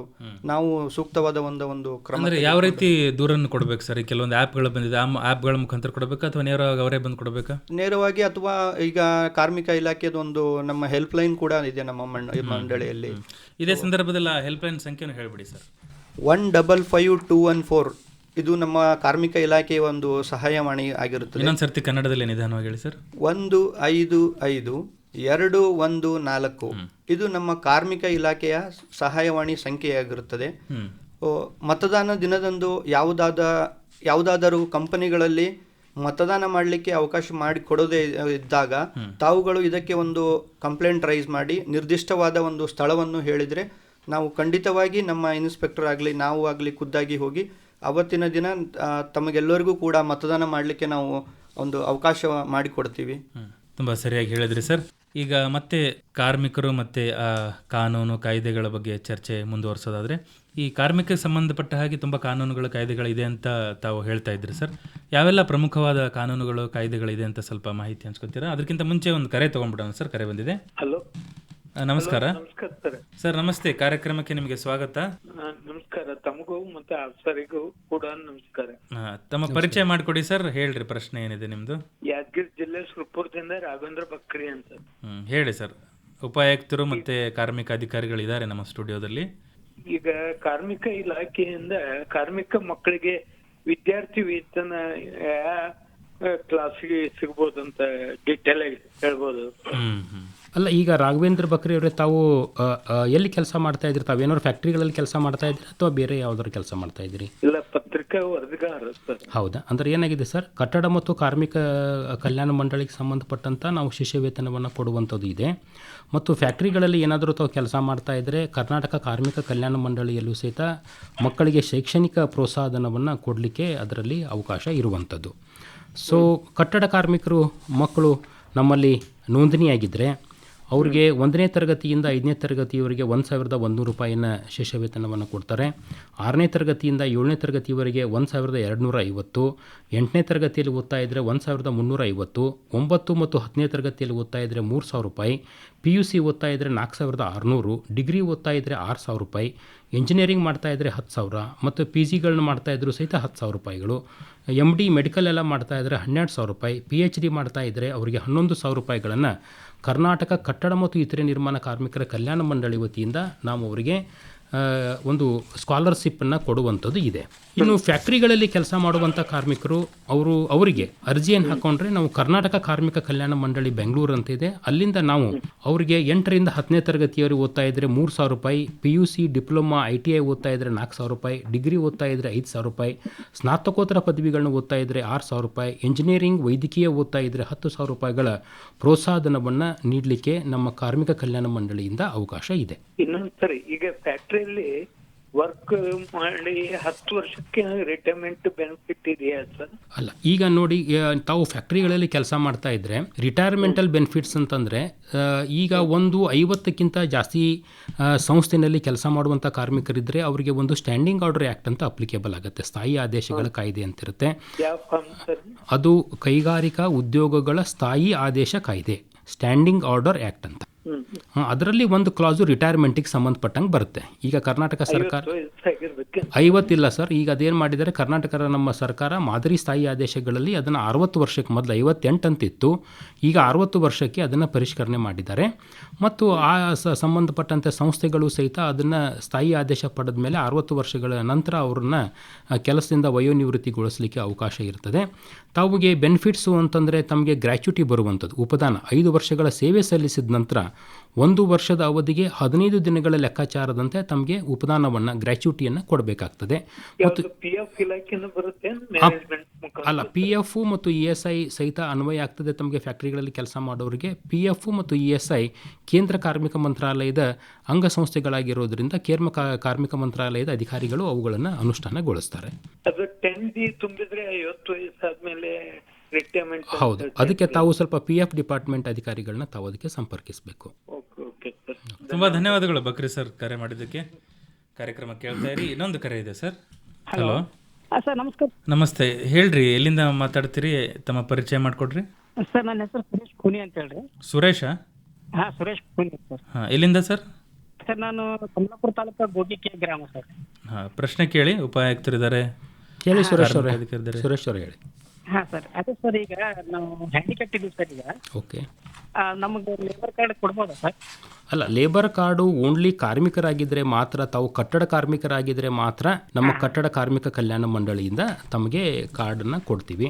ಅದು ಹೊರತುಪಡಿಸಿದರೆ ತಾವೇನಾದರೂ ಗೃಹ ಕಾರ್ಮಿಕರು, ಟೈಲರು, ಮೆಕ್ಯಾನಿಕರು, ಅಗಸರು, ಅಕ್ಕಸಾಲಿಗರು, ಕಂಬಾರರು, ಕುಂಬಾರರು, ಕ್ಷೌರಿಕ ವೃತ್ತಿಯನ್ನು ಮಾಡ್ತಾ ಇದ್ದರೆ ಅವರಿಗೆ ಮಾತ್ರ ಅಂಬೇಡ್ಕರ್ ಕಾರ್ಮಿಕ ಸಹಾಯ ಹಸ್ತದ ಯೋಜನೆ ಅಡಿಯಲ್ಲಿ ತಮಗೊಂದು ಕಾರ್ಡನ್ನು ಕೊಡಲಾಗ್ತದೆ. ಅದನ್ನು ಹೊರತುಪಡಿಸಿದರೆ ತಾವು ಅಂಗವಿಕಲರಾಗಿದ್ದರೆ, ತಾವು ಕಾರ್ಮಿಕರಾಗಿದ್ದರೆ ಮಾತ್ರ ನಮ್ಮ ಈ ಒಂದು ಮಂಡಳಿಗಳಿಂದ ಕಾರ್ಡ್ಗಳನ್ನ ಹೊಂದಬಹುದು. ಅದೇ ಸರ್, ನಾವು ಪೇಂಟಿಂಗ್ ಮಾಡ್ತೀವಿ ಸರ್, ಬಿಲ್ಡಿಂಗ್ ಪೇಂಟಿಂಗ್. ಹಾಂ, ಪೇಂಟಿಂಗ್ ಮಾಡ್ತಾ ಇದ್ದರೆ ತಾವು ಒಂದು ವರ್ಷದಲ್ಲಿ 90 ದಿನಗಳ ಕಾಲ ಕೆಲಸವನ್ನು ನಿರ್ವಹಿಸಿದರೆ ಉದ್ಯೋಗ ಪ್ರಮಾಣ ಪತ್ರ ಸಲ್ಲಿಸಿ ತಮ್ಮ ಅರ್ಜಿಯನ್ನು ಸೇವಾ ಸಿಂಧು ಪೋರ್ಟಲ್ನಲ್ಲಿ ಅಥವಾ ನಮ್ಮ ಬೋರ್ಡ್ದು ಹೊಸ ಸಾಫ್ಟ್ವೇರ್ ಈಗ ಲಾಂಚ್ ಆಗ್ತಾ ಇದೆ, ಅದರಲ್ಲಿ ತಮ್ಮ ಅರ್ಜಿ ಸಲ್ಲಿಸಿ ನಮ್ಮ ಇನ್ಸ್ಪೆಕ್ಟರ್ಸು ಅದ್ರ ಬಗ್ಗೆ ವೆರಿಫಿಕೇಷನ್ ಮಾಡ್ತಾರೆ. ತಾವು ಕಟ್ಟಡ ಕಾರ್ಮಿಕರು, ಪೇಂಟಿಂಗ್ ಕೆಲಸ ಮಾಡುವಂಥರು, ಪ್ಲಂಬರ್ ಕೆಲಸ ಮಾಡುವಂಥರು, ಕಾರ್ಪೆಂಟರ್ ಆಗಿರ್ಬೋದು, ಟೈಲ್ ಫಿಟ್ಟರ್ಸ್ ಆಗಿರ್ಬೋದು, ಇಲೆಕ್ಟ್ರಿಷಿಯನ್ ಕೆಲಸ ಮಾಡೋರಾಗಿದ್ದರೆ ತಮಗೆ ಮಂಡಳಿ ವತಿಯಿಂದ ಕಾರ್ಡನ್ನು ಕೊಡಲಿಕ್ಕೆ ಅದರಲ್ಲಿ ವ್ಯವಸ್ಥೆ ಮಾಡಿಕೊಡ್ಬೋದು. ಅದೇ ಸರ್, ಇಲ್ಲಿ ನಮ್ಮ ಫ್ರೆಂಡ್ ಒಬ್ಬರದು ಎಲೆಕ್ಟ್ರಿಕಲ್ ಹಾಕಿದ್ರು, ಅದು ಸ್ವಲ್ಪ ರಿನ್ಯೂವಲ್ ಇತ್ತು ಸರ್. ಅದು ಬಾದ್ ಆಯ್ತು, ಇದಾಗಿ ಅದು ರಿನ್ಯೂವಲ್ ಮಾಡ್ಕೊಳಕ್ ಆಗ್ತಿದೆ ಸರ್. ಅಲ್ಲ, ಅದನ್ನು ತಾವು ಅದಕ್ಕೆ ಪೆನಾಲ್ಟಿ ಇರುತ್ತೆ, ಪೆನಾಲ್ಟಿ ಅಮೌಂಟ್ ಕಟ್ಟಿಬಿಟ್ಟು ತಾವು ಉದ್ಯೋಗ ಪ್ರಮಾಣ ಪತ್ರ ಅರ್ಜಿಯನ್ನು ಹಾಕಿಕೊಟ್ರೆ ನಮ್ಮ ಇನ್ಸ್ಪೆಕ್ಟರ್ ಅದನ್ನು ಪರಿಶೀಲನೆ ಮಾಡಿಬಿಟ್ಟು ರಿನ್ಯೂವಲನ್ನು ಮಾಡಿಕೊಡುವಂಥ ಕೆಲಸ ಆಗ್ತದೆ. ಹೌದಾ ಸರ್? ಹೌದು. ಹಂಗಂತ ಸರ್, ಈಗ ಚಾಲೂ ಇಲ್ಲ ಸರ್ ಅದು? ಅಲ್ಲ, ಇವಾಗ ಸ್ಟಾರ್ಟ್. ಅದು ಈಗ ಹೊಸ ಸಾಫ್ಟ್ವೇರ್ ಏನು ಮಾಡ್ತಾ ಇದ್ದಾರೆ ನಮ್ಮ ಬೋರ್ಡ್ದಿಂದ, ಅದು ಮೋಸ್ಟ್ಲಿ ಈಗ ಬರುವ ವಾರದಿಂದ ಪ್ರಾರಂಭ ಆಗ್ತದೆ. ಓಕೆ ಸರ್, ತುಂಬ ಧನ್ಯವಾದಗಳು ಸರ್. Thank you Suresh. ಈಗ ಕಾರ್ಮಿಕ ಕಾನೂನುಗಳು ಕಾಯ್ದೆ ಬಗ್ಗೆ ಸ್ವಲ್ಪ ಮಾಹಿತಿ ಕೊಡ್ತೀರಾ ಸರ್? Yes sir. ಸರ್, ವಿಶೇಷವಾಗಿ ನಮ್ಮ ಕಾರ್ಮಿಕ ಕಾನೂನುಗಳು ನಮ್ಮ ಸಂವಿಧಾನದಲ್ಲಿ ಏನು ಕೇಂದ್ರ ಪಟ್ಟಿ ಮತ್ತು ಸಮವರ್ತ ಪಟ್ಟಿ ಅಂತಿದೆ. ಸಮವರ್ತ ಪಟ್ಟಿನಲ್ಲಿ ನಮ್ಮ ಎಲ್ಲ ಕಾರ್ಮಿಕ ಕಾನೂನುಗಳು ಇರುವಂಥದ್ದು. ಈಗ ತಾವು ಕೇಂದ್ರ ಪಟ್ಟಿನಲ್ಲಿ ಕ್ರಮ ಸಂಖ್ಯೆ 55, 61, 65ರಲ್ಲಿ ಸಂಬಂಧಪಟ್ಟಂತೆ ಮೈನ್ಸು ಮತ್ತು ಆಯಿಲ್ ಫೀಲ್ಡ್ಗಳಲ್ಲಿ ಕೆಲಸ ಮಾಡುವಂಥ ಕಾರ್ಮಿಕರಿಗೆ ಕೇಂದ್ರ ಸರ್ಕಾರ ಕಾನೂನನ್ನು ಮಾಡ್ತದೆ. ಮತ್ತು ಯೂನಿಯನ್ ಎಂಪ್ಲಾಯೀಸು, ಕೇಂದ್ರ ಸರ್ಕಾರದ ನೌಕರರುಗಳಿಗೆ ಸಂಬಂಧಪಟ್ಟಂಥ ಇಂಡಸ್ಟ್ರಿಯಲ್ ಡಿಸ್ಪ್ಯೂಟ್ ಇದ್ದರೆ ಕ್ರಮ ಸಂಖ್ಯೆ 61ರಲ್ಲಿ ಕೇಂದ್ರ ಸರ್ಕಾರ ಕಾಯ್ದೆಗಳನ್ನು ಮಾಡ್ತದೆ. ಅದೇ ರೀತಿ ಸಮವರ್ತ ಪಟ್ಟಿನಲ್ಲಿರುವಂಥದ್ದು, ಸಮವರ್ತ ಪಟ್ಟಿ ಅಂತಂದರೆ ಕೇಂದ್ರ ಸರ್ಕಾರನೂ ಕಾನೂನು ಮಾಡ್ಬೋದು, ರಾಜ್ಯ ಸರ್ಕಾರನೂ ಸಹಿತ ಕಾನೂನು ಮಾಡ್ಬೋದು. ಸೊ ಸಮವರ್ತ ಪಟ್ಟಿನಲ್ಲಿರುವಂಥ 22, 23, 24 ಅಡಿಯಲ್ಲಿ ಟ್ರೇಡ್ ಯೂನಿಯನ್ ಕಾರ್ಮಿಕ ಸಂಘಗಳ ರಚನೆ ಮಾಡಿಕೊಳ್ಳುವಂಥದ್ದು, ಕೈಗಾರಿಕೆ ವಿವಾದಗಳ ಬಗ್ಗೆ ಪರಿಹರಿಸಿಕೊಳ್ಳಲಿಕ್ಕೆ ಒಂದು ಮೆಕ್ಯಾನಿಸಮ್ ಮಾಡುವಂಥದ್ದು, ಸೋಷಿಯಲ್ ಸೆಕ್ಯೂರಿಟಿಗಳಿಗೆ ಸಂಬಂಧಪಟ್ಟಂತೆ, ವೆಲ್ಫೇರು, ವೆಟರ್ನಿಟಿ, EPFಗೆ ಸಂಬಂಧಪಟ್ಟಂತೆ ಕಾನೂನುಗಳನ್ನ ಮಾಡಲಿಕ್ಕೆ ಅದರಲ್ಲಿ ಅವಕಾಶವನ್ನು ಮಾಡಿಕೊಟ್ಟಿದ್ದಾರೆ. ಅದಷ್ಟೇ ಅಲ್ಲದೆ ನಮ್ಮ ಸಂವಿಧಾನದ ಈ ಮೂಲಭೂತ ಹಕ್ಕುಗಳು ಆರ್ಟಿಕಲ್ 19 ಆಗಿರ್ಬೋದು, 23 ಆಗಿರ್ಬೋದು, 24, 19ರಲ್ಲಿ ಯಾರಾದರೂ ಸಹಿತ right to form the association, ಒಂದು ಸಂಘಗಳನ್ನ ಮಾಡ್ಕೊಳ್ಳಿಕ್ಕೆ ಮೂಲಭೂತ ಹಕ್ಕನ್ನು ಕೊಟ್ಟಿದ್ದಾರೆ. 23ರಲ್ಲಿ prohibition of the forced labour, ಜೀತ ಕಾರ್ಮಿಕ ಪದ್ಧತಿಯನ್ನು ತೊಡೆದು ಹಾಕಲಿಕ್ಕೆ ಒಂದು ಆರ್ಟಿಕಲ್ ಇದೆ. ಮತ್ತು prohibition of children in factories and hazardous industries, ಅದು ಸಹಿತ ಆರ್ಟಿಕಲ್ 24ನಲ್ಲಿ ಬಂದಿರುವಂಥದ್ದು. ಅದಕ್ಕೆ ಪೂರಕ ಅಲ್ಲದೆ ನಮ್ಮದು directive principles of state policy, ರಾಜ್ಯ ನಿರ್ದೇಶಾತ್ಮಕ ತತ್ವಗಳಲ್ಲಿ ಆರ್ಟಿಕಲ್ 39 ಇದೆ. ಸಮಾನ ಕೆಲಸಕ್ಕೆ ಸಮಾನ ವೇತನ, ಪುರುಷರಾಗಿರ್ಬೋದು ಮಹಿಳೆಯರಾಗಿರ್ಬೋದು ಒಂದೇ ಥರದಂಥ ಕೆಲಸ ಮಾಡ್ತಾ ಇದ್ದರೆ ಅವರಿಗೆ ಒಂದೇ ಥರದಂಥ ವೇತನವನ್ನು ಕೊಡಬೇಕನ್ನುವಂಥದ್ದು, ಕೆಲಸ ಮಾಡುವಂಥ ಸಂದರ್ಭಗಳಲ್ಲಿ ನ್ಯಾಯಯುತವಾದಂಥ ಮತ್ತು ಮಾನವೀಯವಾದಂಥ ಪರಿಸ್ಥಿತಿಗಳನ್ನ ಮಾಲೀಕರು ನಿರ್ಮಾಣ ಮಾಡಿಕೊಡ್ಬೇಕನ್ನುವಂಥದ್ದು, ಕಾರ್ಮಿಕರಿಗೆ ಜೀವನ ನಿರ್ವಹಣಾ ಮಜೂರಿಯನ್ನು ಕೊಡಬೇಕಾಗಿರುವಂಥದ್ದು, ಕೈಗಾರಿಕೆಗಳ ನಿರ್ವಹಣೆಯಲ್ಲಿ ಕೆಲಸಗಾರರ ಭಾಗವಹಿಸುವಿಕೆ ಆಗಿರ್ಬೋದು, ಇವೆಲ್ಲವೂ ಸಹಿತ ರಾಜ್ಯ ನಿರ್ದೇಶಾತ್ಮಕ ತತ್ವಗಳ ಅಡಿಯಲ್ಲಿ ಬರ್ತವೆ. ಇವುಗಳ ಆಧಾರದ ಮೇರೆಗೆ ನಮ್ಮ ಕಾರ್ಮಿಕ ಕಾನೂನುಗಳು ರಚನೆ ಆಗಿರುವಂಥದ್ದು. ನಮ್ಮ ದೇಶದಲ್ಲಿ 100ಕ್ಕೂ ಹೆಚ್ಚು ಕಾರ್ಮಿಕ ಕಾನೂನುಗಳು ಇವತ್ತು ಅನುಷ್ಠಾನಗೊಳ್ತಾ ಇದೆ. ಕರ್ನಾಟಕದಲ್ಲಿ ಸುಮಾರು 24ರಿಂದ 25 ಕಾರ್ಮಿಕ ಕಾನೂನುಗಳನ್ನ ನಾವು ಇವತ್ತು ಅನುಷ್ಠಾನ ಮಾಡ್ತಾ ಇದ್ದೀವಿ. ತಾವು ಕೇಳಿದ್ರಿ ಯಾವ್ಯಾವ ಥರದಂಥ ಕಾರ್ಮಿಕ ಕಾನೂನುಗಳನ್ನ ಇಲ್ಲಿ ಅನುಷ್ಠಾನ ಮಾಡ್ತಾ ಇದ್ದೀವಿ ಅಂತ. ಸರ್, ಇದರಲ್ಲಿ ಏನಾಗಿದೆ, ನಾವು ಇಂಡಸ್ಟ್ರಿಯಲ್ ರಿಲೇಷನ್ಗೆ ಸಂಬಂಧಪಟ್ಟಂಥ ಕೆಲವೊಂದು ಕಾರ್ಮಿಕ ಕಾನೂನುಗಳಿದೆ, ವೇತನಕ್ಕೆ ಸಂಬಂಧಪಟ್ಟಂಥ ಕೆಲವೊಂದು ಕಾರ್ಮಿಕ ಕಾನೂನುಗಳಿದೆ, ಸಾಮಾಜಿಕ ಭದ್ರತೆಗೆ ಸಂಬಂಧ ಸಂಬಂಧಪಟ್ಟಂಥ ಕೆಲವೊಂದು ಕಾರ್ಮಿಕ ಕಾನೂನುಗಳಿದೆ, ವರ್ಕರ್ಸು ಸರ್ವಿಸ್ ಕಂಡೀಷನ್ಸ್ಗೆ ಸಂಬಂಧಪಟ್ಟಂಥ ಕೆಲವೊಂದು ಕಾರ್ಮಿಕ ಕಾನೂನುಗಳಿದೆ. ಈ ಕಾನೂನುಗಳನ್ನ ನಮ್ಮ ಇಲಾಖೆಯ ಅಧಿಕಾರಿಗಳು, ಇನ್ಸ್ಪೆಕ್ಟರ್ಸು ಮತ್ತು ಆಫೀಸರ್ಸ್ಗಳು ಅದನ್ನು ಅನುಷ್ಠಾನ ಮಾಡ್ತಾರೆ. ಈಗ ವಿಶೇಷವಾಗಿ ತಾವು ಈ ಕೈಗಾರಿಕಾ ಬಾಂಧವ್ಯಗಳಿಗೆ ಸಂಬಂಧಪಟ್ಟಂತೆ ಟ್ರೇಡ್ ಯೂನಿಯನ್ ಆ್ಯಕ್ಟ್ ಅಂತಿದೆ. 1926ರಲ್ಲಿ ಈ ಒಂದು ಕಾಯ್ದೆ ಬಂತು. ಟ್ರೇಡ್ ಯೂನಿಯನ್ ಕಾಯ್ದೆ ಅಂತಂದರೆ ಕಾರ್ಮಿಕ ಸಂಘಗಳನ್ನ ರಚನೆ ಮಾಡ್ಕೊಳ್ಳೋದು ಹೇಗೆ, ಬೈಲಾಗಳನ್ನ ಸಿದ್ಧಪಡಿಸ್ಕೊಳ್ಳೋದು ಹೇಗೆ, ಎಲ್ಲಿ ರಿಜಿಸ್ಟ್ರೇಷನ್ ಮಾಡ್ಕೋಬೇಕು, ಅವರು ಕಲೆಕ್ಟ್ ಮಾಡಿರುವಂಥ ಫಂಡನ್ನು ಯಾವ್ಯಾವ ಉದ್ದೇಶಗಳಿಗೆ ಅವುಗಳನ್ನ ಬಳಸಿಕೊಳ್ಬೇಕು, ಯಾವ್ಯಾವ ಉದ್ದೇಶಗಳಿಗಾಗಿ ದಾಖಲೆಗಳನ್ನ ನಿರ್ವಹಣೆ ಮಾಡಬೇಕು, ಇಲೆಕ್ಷನ್ ಯಾವ ರೀತಿ ಮಾಡಬೇಕು ಅನ್ನುವಂಥದ್ದನ್ನು ಟ್ರೇಡ್ ಯೂನಿಯನ್ ಆ್ಯಕ್ಟಲ್ಲಿ ಬರ್ತದೆ. ಟ್ರೇಡ್ ಯೂನಿಯನ್ ಆ್ಯಕ್ಟಲ್ಲಿ ಕನಿಷ್ಠ 10% ಜನ ಕಾರ್ಮಿಕರು, ಆ ಒಂದು ವರ್ಗದ ಕಾರ್ಮಿಕರು ಸೇರಿಕೊಂಡು ನಮ್ಮ ಅಸಿಸ್ಟೆಂಟ್ ಲೇಬರ್ ಕಮಿಷನರ್ ಆಫೀಸ್ಗೆ ಅರ್ಜಿಯನ್ನು ಸಲ್ಲಿಸಿದರೆ ಪರಿಶೀಲನೆ ಮಾಡಿಬಿಟ್ಟು ಟ್ರೇಡ್ ಯೂನಿಯನ್ ಆ್ಯಕ್ಟ್ ಅಡಿಯಲ್ಲಿ ರಿಜಿಸ್ಟ್ರೇಷನನ್ನು ಮಾಡಿಕೊಡುವಂಥದ್ದು ಬರ್ತದೆ. ತುಂಬ ಸಮಗ್ರವಾಗಿ ಮಾಹಿತಿ ಕೊಟ್ಟರೆ ಸರ್. ಈಗ ಕನಿಷ್ಠ ವೇತನ ನಿಗದಿ ಬಗ್ಗೆ ಸ್ವಲ್ಪ ಮಾಹಿತಿ ಕೊಡ್ತೀರಾ ಸರ್?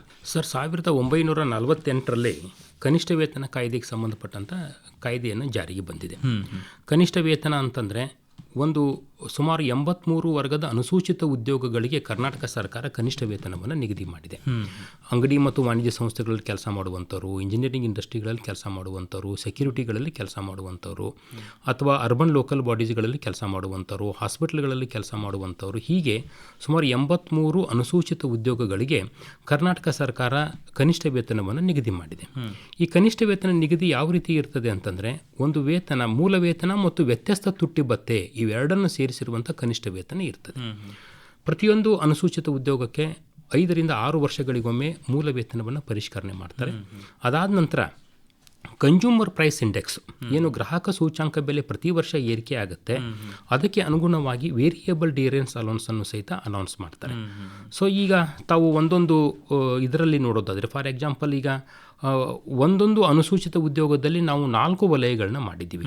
ಝೋನ್ 1, ಝೋನ್ 2, ಝೋನ್ 3 ಮತ್ತು ಝೋನ್ 4 ಅಂತ. ವಲಯ 1 BBMPಗಳಲ್ಲಿ ಕೆಲಸ ಮಾಡುವಂಥ ಕಾರ್ಮಿಕರುಗಳಿಗೆ ಅನ್ವಯ ಆಗುವಂಥದ್ದು. ವಲಯ 2 ಕಾರ್ಪೊರೇಷನ್ ಏರಿಯಾಗಳಲ್ಲಿ ಯಾರು, ಫಾರ್ ಎಕ್ಸಾಂಪಲ್ ಬೆಳಗಾವಿ, ಮಂಗಳೂರು, ಕಲಬುರಗಿ, ಮೈಸೂರು ಮಹಾನಗರ ಪಾಲಿಕೆ ಏರಿಯಾಗಳಲ್ಲಿ ಕೆಲಸ ಮಾಡುವಂಥ ಕಾರ್ಮಿಕರುಗಳಿಗೆ ಒಂದು ತೆರದಂಥ ವೇತನ ಇರ್ತದೆ. ಇನ್ನು ಡಿಸ್ಟ್ರಿಕ್ಟ್ ಹೆಡ್ ಕ್ವಾರ್ಟರ್ಸು, ಯಾದಗಿರಿ ಆಗಿರ್ಬೋದು, ಕೊಪ್ಪಳ ಆಗಿರ್ಬೋದು, ರಾಯಚೂರುಗಳಲ್ಲಿ ಕೆಲಸ ಮಾಡುವಂಥ, ಬೀದರ್ಗಳಲ್ಲಿ ಕೆಲಸ ಮಾಡುವಂಥ ಕಾರ್ಮಿಕರಿಗೆ ಒಂದು ಝೋನನ್ನು ಮಾಡಿದ್ದೀವಿ. ಇವೆಲ್ಲವುಗಳನ್ನು ಹೊರತುಪಡಿಸಿದ ತಾಲೂಕುಗಳಲ್ಲಿ, ಗ್ರಾಮಗಳಲ್ಲಿ ಕೆಲಸ ಮಾಡುವಂಥವರಿಗೆ ಝೋನ್ 4 ನಡಿಯಲ್ಲಿ ನಾವು ಮಿನಿಮಮ್ ವೇಜಸ್ಸನ್ನು ಕರ್ನಾಟಕ ಸರ್ಕಾರ ಫಿಕ್ಸ್ ಮಾಡಿರುವಂಥದ್ದಿದೆ. ಅದರಲ್ಲಿ ನಾವು ಮತ್ತೆ ಏನು ಮಾಡ್ತೀವಿ, 4 ಕ್ಯಾಟಗರಿ ಆಫ್ ವರ್ಕರ್ಸು: ಹೈಲಿ ಸ್ಕಿಲ್ಡು ಅತಿ ಕುಶಲ ಕಾರ್ಮಿಕರು, ಸ್ಕಿಲ್ಡು ಕುಶಲ ಕಾರ್ಮಿಕರು, ಅಕುಶಲ ಕಾರ್ಮಿಕರು ಮತ್ತು ಅರೆ ಕುಶಲ ಕಾರ್ಮಿಕರಂತ 4 ವರ್ಗದ ಕಾರ್ಮಿಕರುಗಳಿಗೆ ಝೋನ್ ವೈಸು ನಾವು ರೇಟ್ಸ್ಗಳನ್ನ ಫಿಕ್ಸ್ ಮಾಡ್ತೀವಿ. ಈಗ ಕಲಬುರಗಿಗೆ ಸಂಬಂಧಪಟ್ಟಂತೆ, ಈ ಕಲಬುರಗಿ ನಗರಕ್ಕೆ ಸಂಬಂಧಪಟ್ಟಂತೆ ಹೋಟೆಲ್ಗಳಲ್ಲಿ ಏನಾದರೂ ಕೆಲಸ ಮಾಡುವಂಥ ಕುಕ್ಸ್ ಇದ್ದರೆ, ಅಡುಗೆಯವರಿಗಿದ್ರೆ, ಕರ್ನಾಟಕ ಸರ್ಕಾರ 2024 ಮತ್ತು 25ನೇ ಸಾಲಿಗೆ, ಅಂದರೆ 24ರ ಏಪ್ರಿಲ್ನಿಂದ 25ರ ಮಾರ್ಚ್ವರೆಗೆ 17,418 ರೂಪಾಯಿಗಳ ಕನಿಷ್ಠ ವೇತನವನ್ನು ಫಿಕ್ಸ್ ಮಾಡಿದೆ. ಮತ್ತು ಹೋಟೆಲ್ಗಳಲ್ಲಿ ಸರ್ವ್ ಮಾಡ್ತಾರೆ, ವೇಟರ್ಸ್ ಎಲ್ಲ ಇರ್ತಾರೆ, ಅವರಿಗೆ 16,160 ರೂಪಾಯಿಗಳ ವೇತನವನ್ನು ಫಿಕ್ಸ್ ಮಾಡಿದೆ. ಕ್ಲೀನರ್ಸು, ಸ್ವೀಪರ್ಸು ಇದ್ದರೆ ಅವರಿಗೆ 15,373 ರೂಪಾಯಿಗಳ ಕನಿಷ್ಠ ವೇತನವನ್ನು ಹೋಟೆಲ್ ಅನುಸೂಚಿತ ಉದ್ಯೋಗಕ್ಕೆ ಫಿಕ್ಸ್ ಮಾಡಿರುವಂಥದ್ದು. ಇನ್ನು ಭದ್ರತಾ ಏಜೆನ್ಸಿಗಳಲ್ಲಿ ಕೆಲಸ ಮಾಡುವಂಥ ಸೆಕ್ಯೂರಿಟಿ ಗಾರ್ಡ್ಸ್ ಇರ್ತಾರೆ, ಅವರಿಗೆ 17,216 ರೂಪಾಯಿಗಳ ಮಿನಿಮಮ್ ವೇಜಸ್ಸನ್ನು ಸಹಿತ ಅದರಲ್ಲಿ ಫಿಕ್ಸ್ ಮಾಡಿರುವಂಥದ್ದು ಇರ್ತದೆ. ಇನ್ನು ಅಂಗಡಿ ಮತ್ತು ವಾಣಿಜ್ಯ ಸಂಸ್ಥೆಗಳಲ್ಲಿ ಸೇಲ್ಸ್ಮನ್ಗಳಿರ್ತಾರೆ, 16,872 ರೂಪಾಯಿಗಳನ್ನ ಫಿಕ್ಸ್ ಮಾಡಿರುವಂಥದ್ದು. ಅಥವಾ ಹೆಲ್ಪರ್ಗಳಿರ್ತಾರೆ, 14,555 ರೂಪಾಯಿಗಳ ಮಿನಿಮಮ್ ವೇಜಸ್ಸನ್ನು ಸಹಿತ ಕಲಬುರಗಿ ನಗರಕ್ಕೆ ಸಂಬಂಧಪಟ್ಟಂತೆ ಫಿಕ್ಸ್ ಮಾಡಿರುವಂಥದ್ದು ಇರ್ತದೆ. ಇನ್ನು ನಗರಾಭಿವೃದ್ಧಿ ಸಂಸ್ಥೆಗಳು ಮತ್ತು ಗ್ರಾಮ ಪಂಚಾಯತಿಗಳಲ್ಲಿ ಕೆಲಸ ಮಾಡುವಂಥ ಸ್ವೀಪರ್ಸ್ಗಳೇನಿರ್ತಾರೆ, ಅವರಿಗೆ ಹೈಯೆಸ್ಟ್ ಅಂತಂದರೆ ನಗರಾಭಿವೃದ್ಧಿ ಮಹಾನಗರ ಪಾಲಿಕೆಗಳಲ್ಲಿ ಕೆಲಸ ಮಾಡುವಂಥವ್ರಿಗೆ 18,672 ಇರ್ತದೆ. ಮತ್ತು ಗ್ರಾಮ ಪಂಚಾಯತಿಗಳಲ್ಲಿ ಕೆಲಸ ಮಾಡುವಂಥವ್ರಿಗೆ 18,243 ರೂಪಾಯಿಗಳ ಮಿನಿಮಮ್ ವೇಜಸ್ಸನ್ನು ಸರ್ಕಾರದವರು ಫಿಕ್ಸ್ ಮಾಡಿದ್ದಾರೆ. ಮಿನಿಮಮ್ ವೇಜಸ್ಸನ್ನು ಫಿಕ್ಸ್ ಮಾಡಿದ್ದಾರೆ ಅಂದರೆ ಮಿನಿಮಮ್ ವೇಜಸ್ಸನ್ನು ಕೊಡಬೇಕು ಅಂತಲ್ಲ ಸರ್ಕಾರ, ಅಥವಾ ಕನಿಷ್ಠ ಅಷ್ಟಾದರೂ ತಾವು ಕೊಡಬೇಕು. ಕನಿಷ್ಠ ವೇತನ ಅಂತಂದರೆ ಸರ್ಕಾರ ನಿಗದಿಪಡಿಸಿದ ಕನಿಷ್ಠ ವೇತನಕ್ಕಿಂತ ಕಡಿಮೆ ಪಾವತಿಸಲಿಕ್ಕೆ ಅದರಲ್ಲಿ ಅವಕಾಶ ಇರೋದಿಲ್ಲ. ಅದರಲ್ಲಿ ಏನು ಮಾಡಿದ್ದಾರೆ, ನಮ್ಮ ಲೇಬರ್ ಡಿಪಾರ್ಟ್ಮೆಂಟ್ನ ಇನ್ಸ್ಪೆಕ್ಟರ್ಗಳನ್ನ ಅದರಲ್ಲಿ ಇನ್ಸ್ಪೆಕ್ಟರ್ಸೂ ಸಹಿತ ಇನ್ಸ್ಪೆಕ್ಷನ್ ಮಾಡಿ ನಮ್ಮ ಎದುರಿಗೆ ಕ್ಲೇಮ್ ಅರ್ಜಿಗಳನ್ನ ಸಲ್ಲಿಸಬಹುದು, ಅಥವಾ ಆಯಾ ಟ್ರೇಡ್ ಯೂನಿಯನ್ ಮುಖಂಡರು ಸಹಿತ ಅರ್ಜಿಗಳನ್ನ ಹಾಕ್ಲಿಕ್ಕೆ ಅವಕಾಶ ಇದೆ. ನೇರವಾಗಿ ಕಾರ್ಮಿಕರು ಸಹಿತ ತಮಗೆ ಮಿನಿಮಮ್ ವೇಜಸ್ ಬಂದಿಲ್ಲ ಅಂತಂದರೆ ನಮ್ಮ ಕಚೇರಿಗಳಲ್ಲಿ ದೂರನ್ನು ದಾಖಲಿಸಿ ಮಿನಿಮಮ್ ವೇಜಸ್ ಕಾಯ್ದೆ ಅಡಿಯಲ್ಲಿ ಕ್ಲೇಮನ್ನು ದಾಖಲಿಸಬಹುದು. ಅದನ್ನು ನಾವು ಎಂಕ್ವೈರಿ ಮಾಡಿಬಿಟ್ಟು ಆದೇಶವನ್ನು ಮಾಡ್ತೀವಿ. ಇದು ಅನುಷ್ಠಾನ ಕಟ್ಟುನಿಟ್ಟಾಗಿ ಆಗ್ತಾ ಇದೆ ಅಂತ ನೀವು ರ್ಯಾಂಡಮ್ ಆಗಿ ಏನಾದರೂ ಈ ಥರ ಇನ್ಸ್ಪೆಕ್ಷನ್ ಮಾಡೋದು ಮಾಡ್ತೀರಾ ಸರ್? ಸರ್, ಈಗಾಗಲೇ ನೋಡಿ ನಮ್ಮ ಕಲಬುರಗಿ ಪ್ರಾದೇಶಿಕಕ್ಕೆ ಸಂಬಂಧಪಟ್ಟಂತೆ ಕಳೆದ 1 ವರ್ಷದಲ್ಲಿ ಮಿನಿಮಮ್ ಇದು ಸಂಬಂಧಪಟ್ಟಂಥ 455 ಪ್ರಕರಣಗಳನ್ನು ನಾವು ಎಂಕ್ವೈರಿ ಮಾಡಿಬಿಟ್ಟು ವಿಲೇವಾರಿ ಮಾಡಿದ್ದೀವಿ. 7.9 ಕೋಟಿ ರೂಪಾಯಿಯಷ್ಟು ಅವರಿಗೆ ಆದೇಶವನ್ನು ನಾವು ಘೋಷಣೆ ಮಾಡಿರುವಂಥದ್ದು ಮತ್ತು 1123 ಜನ ಕಾರ್ಮಿಕರು ಅದರಿಂದ ಆದೇಶದಿಂದ ಲಾಭ ಪಡ್ಕೊಂಡಿರುವಂಥವ್ರು. ಇನ್ನು ಕೆಲವೊಂದು ಪ್ರಕರಣಗಳಲ್ಲಿ ವೇಜಸ್ಸನ್ನೇ ಕೊಟ್ಟಿರೋದಿಲ್ಲ. ಈ ತಿಂಗಳ ವೇಜಸ್ಸನ್ನು ಮುಂದಿನ ತಿಂಗಳು 7 ಅಥವಾ 10ನೇ ತಾರೀಕು ಒಳಗಡೆ ಅವರು ಪಾವತಿ ಮಾಡಬೇಕು. ಯಾವ ಸಂಸ್ಥೆ ಅಡಿಯಲ್ಲಿ 1,000ಕ್ಕಿಂತ ಕಡಿಮೆ ಜನ ಕಾರ್ಮಿಕರು ಇರ್ತಾರೆ ಅವರು ಹಿಂದಿನ ತಿಂಗಳ ವೇತನವನ್ನು ಮುಂಬರುವ ತಿಂಗಳನ್ನ 7ನೇ ತಾರೀಕಿನ ಒಳಗಡೆ ಕೊಡಬೇಕು. 1,000ಕ್ಕಿಂತ ಜಾಸ್ತಿ ಇದ್ರೆ ಹಿಂದಿನ ತಿಂಗಳ ವೇತನವನ್ನು ಮುಂಬರುವ ತಿಂಗಳನ್ನ 10ನೇ ತಾರೀಕು ಒಳಗಡೆ ಕೊಡಬೇಕಾಗ್ತದೆ. ಹಲವಾರು ಸಂದರ್ಭಗಳಲ್ಲಿ ಏನಾಗುತ್ತೆ, ನಿಗದಿತ ವೇತನವನ್ನು ಕೊಡದೇ ಇರುವಂಥದ್ದು ಅಥವಾ ಇಲ್ಲೀಗಲ್ ಡಿಡಕ್ಷನ್ಸ್, ಕಾನೂನು ಬಾಹಿರವಾದಂಥ ಕಡಿತವನ್ನು ಮಾಡಿದರೆ ಅಂಥ ಪ್ರಕರಣಗಳು ಸಹಿತ ನಮ್ಮ ಡಿಪಾರ್ಟ್ಮೆಂಟಲ್ಲಿ ದಾಖಲಾಗಿರ್ತವೆ. ನಮ್ಮ ಇನ್ಸ್ಪೆಕ್ಟರ್ಸು, ಟ್ರೇಡ್ ಯೂನಿಯನ್ ಲೀಡರ್ಸ್ ಹಾಕಿರುವಂಥದ್ದು. ಕಳೆದ 1 ವರ್ಷದಲ್ಲಿ 533 ಪ್ರಕರಣಗಳನ್ನು ನಾವು ವಿಲೇವಾರಿ ಮಾಡಿ 18.5 ಕೋಟಿ ರೂಪಾಯಿಯಷ್ಟು ಆದೇಶವನ್ನು ಮಾಡಿದ್ದೀವಿ. 1,777 ಜನ ಕಾರ್ಮಿಕರು ಅದರ ಬೆನಿಫಿಟನ್ನು ಪಡ್ಕೊಂಡಿದ್ದಾರೆ. ಅದೇ ರೀತಿ ಕಾರ್ಮಿಕ ಅಧಿಕಾರಿಗಳು, ಎಲ್ಲ ಜಿಲ್ಲಾ ಮಟ್ಟದ ಕಾರ್ಮಿಕ ಅಧಿಕಾರಿಗಳು ಉಪದಾನ ಪಾವತಿ ಕಾಯ್ದೆ ಅಡಿಯಲ್ಲಿ ನಿಯಂತ್ರಣಾಧಿಕಾರಿಗಳಾಗಿದ್ದಾರೆ. ಕಲಬುರಗಿ ಜಿಲ್ಲೆಗೆ ಸಂಬಂಧಪಟ್ಟಂತೆ ಕಳೆದ 1 ವರ್ಷದಲ್ಲಿ ಇಲ್ಲಿಯವರೆಗೆ 242 ಪ್ರಕರಣಗಳನ್ನು ವಿಲೇವಾರಿ ಮಾಡಿ 9.5 ಕೋಟಿ ರೂಪಾಯಿಯಷ್ಟು ಉಪದಾನಕ್ಕೆ ಸಂಬಂಧಪಟ್ಟಂಥ ಒಂದು ಆದೇಶಗಳನ್ನ ಮಾಡಿರುವಂಥದ್ದು. ಸೊ ಇದರಲ್ಲಿ ತಮಗೆ ಹೇಳುವಂಥದ್ದು, ಉಪದಾನಕ್ಕೆ ಸಂಬಂಧಪಟ್ಟಂತೆ ಈಗ ಹೆಚ್ಚಿನ ಸಂಖ್ಯೆಯ ಟೀಚರ್ಸು ಸಹಿತ ಅದರಲ್ಲಿ ಒಂದು ಕ್ಲೇಮ್ಗಳನ್ನ, ಅರ್ಜಿಗಳನ್ನ ಹಾಕ್ಕೊಂಡು ಈಗ ಉಪದಾನಕ್ಕೆ ಸಂಬಂಧಪಟ್ಟಂಥ ಕ್ಲೇಮ್ ಅಥಾರಿಟಿ ಮುಂದೆ ಅರ್ಜಿಗಳನ್ನ ಹಾಕ್ಕೊಂಡು ತಮ್ಮ ಪರಿಹಾರವನ್ನು ಪಡ್ಕೊಳ್ತಾ ಇರುವಂಥದ್ದು. ಈಗಾಗಲೇ ತಾವು ಇಲಾಖೆಯ ಒಂದು ಸ್ಟ್ರಕ್ಚರ್ ಹೇಳಬೇಕಾದ್ರೆ ಮಂಡಳಿ ಕುರಿತು ಉಲ್ಲೇಖ ಮಾಡಿದೆ ಸರ್. ಎಷ್ಟು ಮಂಡಳಿಗಳು ಈ ಇಲಾಖೆ ಅಡಿಯಲ್ಲಿ ಕಾರ್ಯನಿರ್ವಹಿಸ್ತಾ ಇದೆ ಸರ್, ಮತ್ತು ಅವು ಯಾವ್ಯಾವಂಥ ಸೌಲಭ್ಯಗಳನ್ನು ಕಾರ್ಮಿಕರಿಗೆ ನೀಡ್ತಾ ಇವೆ? ಸರ್, ನಮ್ಮ ಕಾರ್ಮಿಕ ಇಲಾಖೆಯ ವ್ಯಾಪ್ತಿಯಡಿಯಲ್ಲಿ ಕರ್ನಾಟಕ ಕಟ್ಟಡ ಮತ್ತು ಇತರೆ ನಿರ್ಮಾಣ ಕಾರ್ಮಿಕರ ಕಲ್ಯಾಣ ಮಂಡಳಿ ಅಂತಿದೆ, ಅಸಂಘಟಿತ ಕಾರ್ಮಿಕ ಕಲ್ಯಾಣ ಮಂಡಳಿ ಅಂತಿದೆ ಮತ್ತು ಕರ್ನಾಟಕ ಕಾರ್ಮಿಕ ಕಲ್ಯಾಣ ಮಂಡಳಿ ಅಂತ 3 ಮಂಡಳಿಗಳು ನಮ್ಮ ಕಾರ್ಮಿಕ ಇಲಾಖೆಯ ವ್ಯಾಪ್ತಿಗೆ ಒಳಪಡುವಂಥದ್ದು. ಸೊ ತಮಗೆ ಈಗಾಗಲೇ ಕೆಲವು ಜನ ಪ್ರಶ್ನೆಗಳನ್ನು ಕೇಳಿದ್ರು ಮತ್ತು ನಾವು ಹೇಳಿರುವಂಥದ್ದು ಈ ಕಟ್ಟಡ ಕಾರ್ಮಿಕರಿಗೆ ಸಂಬಂಧಪಟ್ಟಂತೆ. ಸೊ ಈಗ ನಮ್ಮ ಯಾರು 18ರಿಂದ 60 ವರ್ಷದೊಳಗಡೆ ಇರುವಂಥ ಕಟ್ಟಡ ಕಾರ್ಮಿಕರುಗಳು, ಪ್ಲಂಬರ್ಸ್ ಆಗಿರ್ಬೋದು, ಟೈಲ್ ಫಿಟ್ಟರ್ಸ್ ಆಗಿರ್ಬೋದು, ಗೌಂಡಿಗಳಾಗಿರ್ಬೋದು, ಇಲೆಕ್ಟ್ರಿಷಿಯನ್ ಆಗಿರ್ಬೋದು, ಯಾವುದೇ ಕೆಲಸವನ್ನು ಕಟ್ಟಡ ನಿರ್ಮಾಣಕ್ಕೆ ಸಂಬಂಧಪಟ್ಟಂಥ ನಿರ್ಮಾಣ ಇರ್ಬೋದು, ಡೆಮಾಲಿಷನ್ ಇರ್ಬೋದು, ನಿರ್ವಹಣೆ ಆಗಿರ್ಬೋದು, ರಸ್ತೆಗಳಾಗಿರ್ಬೋದು, ಬೀದಿಗಳಾಗಿರ್ಬೋದು, ಬ್ರಿಡ್ಜಸ್ಗಳಾಗಿರ್ಬೋದು, ಟವರ್ಸ್ಗಳನ್ನಾಗಿರ್ಬೋದು, ಇವರೆಲ್ಲರೂ ಸಹಿತ ಕಟ್ಟಡ ಕಾರ್ಮಿಕ ವ್ಯಾಪ್ತಿಯೊಳಗಡೆ ಬರ್ತಾರೆ. ಅಂದರೆ ಅವರು ಎಲ್ಲಾದರೂ ರಿಜಿಸ್ಟ್ರೇಷನ್ ಮಾಡಿಸ್ಕೋಬೇಕಾ ಸರ್? ಹೌದು ಸರ್. ಅವರು 18ರಿಂದ 60 ವರ್ಷದ ಒಳಗಡೆ ಇರಬೇಕಾಗ್ತದೆ. ಒಂದು ಉದ್ಯೋಗ ದೃಢೀಕರಣ ಪ್ರಮಾಣ ಪತ್ರವನ್ನು ಅವರು 90 ದಿನಗಳ ಕಾಲ, ಒಂದು ವರ್ಷದಲ್ಲಿ 90 ದಿನಗಳ ಕಾಲ ಉದ್ಯೋಗ ಪ್ರಮಾಣ ಪತ್ರ ಮಾಡಿದ್ರ ಬಗ್ಗೆ ಅವರು ಟ್ರೇಡ್ ಯೂನಿಯನ್ ಲೀಡರ್ ಆಗಿರ್ಬೋದು ಅಥವಾ ನಮ್ಮ ಇನ್ಸ್ಪೆಕ್ಟರಿಂದ ಒಂದು ಸರ್ಟಿಫಿಕೇಟನ್ನು ಹಚ್ಚಿ ಆನ್ಲೈನ್ ಮೂಲಕ ಸೇವಾ ಸಿಂಧುನಲ್ಲಿ ಅವಕಾಶ ಇತ್ತು. ಸೇವಾ ಸಿಂಧು ಮೂಲಕ ಅವರು ಅರ್ಜಿಯನ್ನು ಹಾಕಿದರೆ ಆಯಾ ವೃತ್ತದ ಕಾರ್ಮಿಕ ನಿರೀಕ್ಷಕರುಗಳು ಅದನ್ನು ಪರಿಶೀಲನೆ ಮಾಡಿಬಿಟ್ಟು ನಾವು ಅವರಿಗೆ ಕಾರ್ಡ್ಗಳನ್ನ ನೀಡುವಂಥ ವ್ಯವಸ್ಥೆ ನಮ್ಮ ಕರ್ನಾಟಕ ಕಾರ್ಮಿಕ ಕಲ್ಯಾಣ ಮಂಡಳಿ ವತಿಯಿಂದ ಇದೆ. ಆ ಕಾರ್ಡ್ ಯಾವುದು ಸರ್? ಅದು ಲೇಬರ್ ಕಾರ್ಡ್ ಅಂತಾರ? ಅದಕ್ಕೆ ಜನರಲ್ ಆಗಿ ಲೇಬರ್ ಕಾರ್ಡ್ ಅಂತ ಎಲ್ಲರೂ ಹೇಳುವಂಥದ್ದು, ಆದರೆ ಅದು ಕಟ್ಟಡ ಮತ್ತು ಇತರೆ ನಿರ್ಮಾಣ ಕಾರ್ಮಿಕರಿಗೆ ಸಂಬಂಧಪಟ್ಟಂಥದ್ದು ಮಾತ್ರ ಅದಿರ್ತದೆ.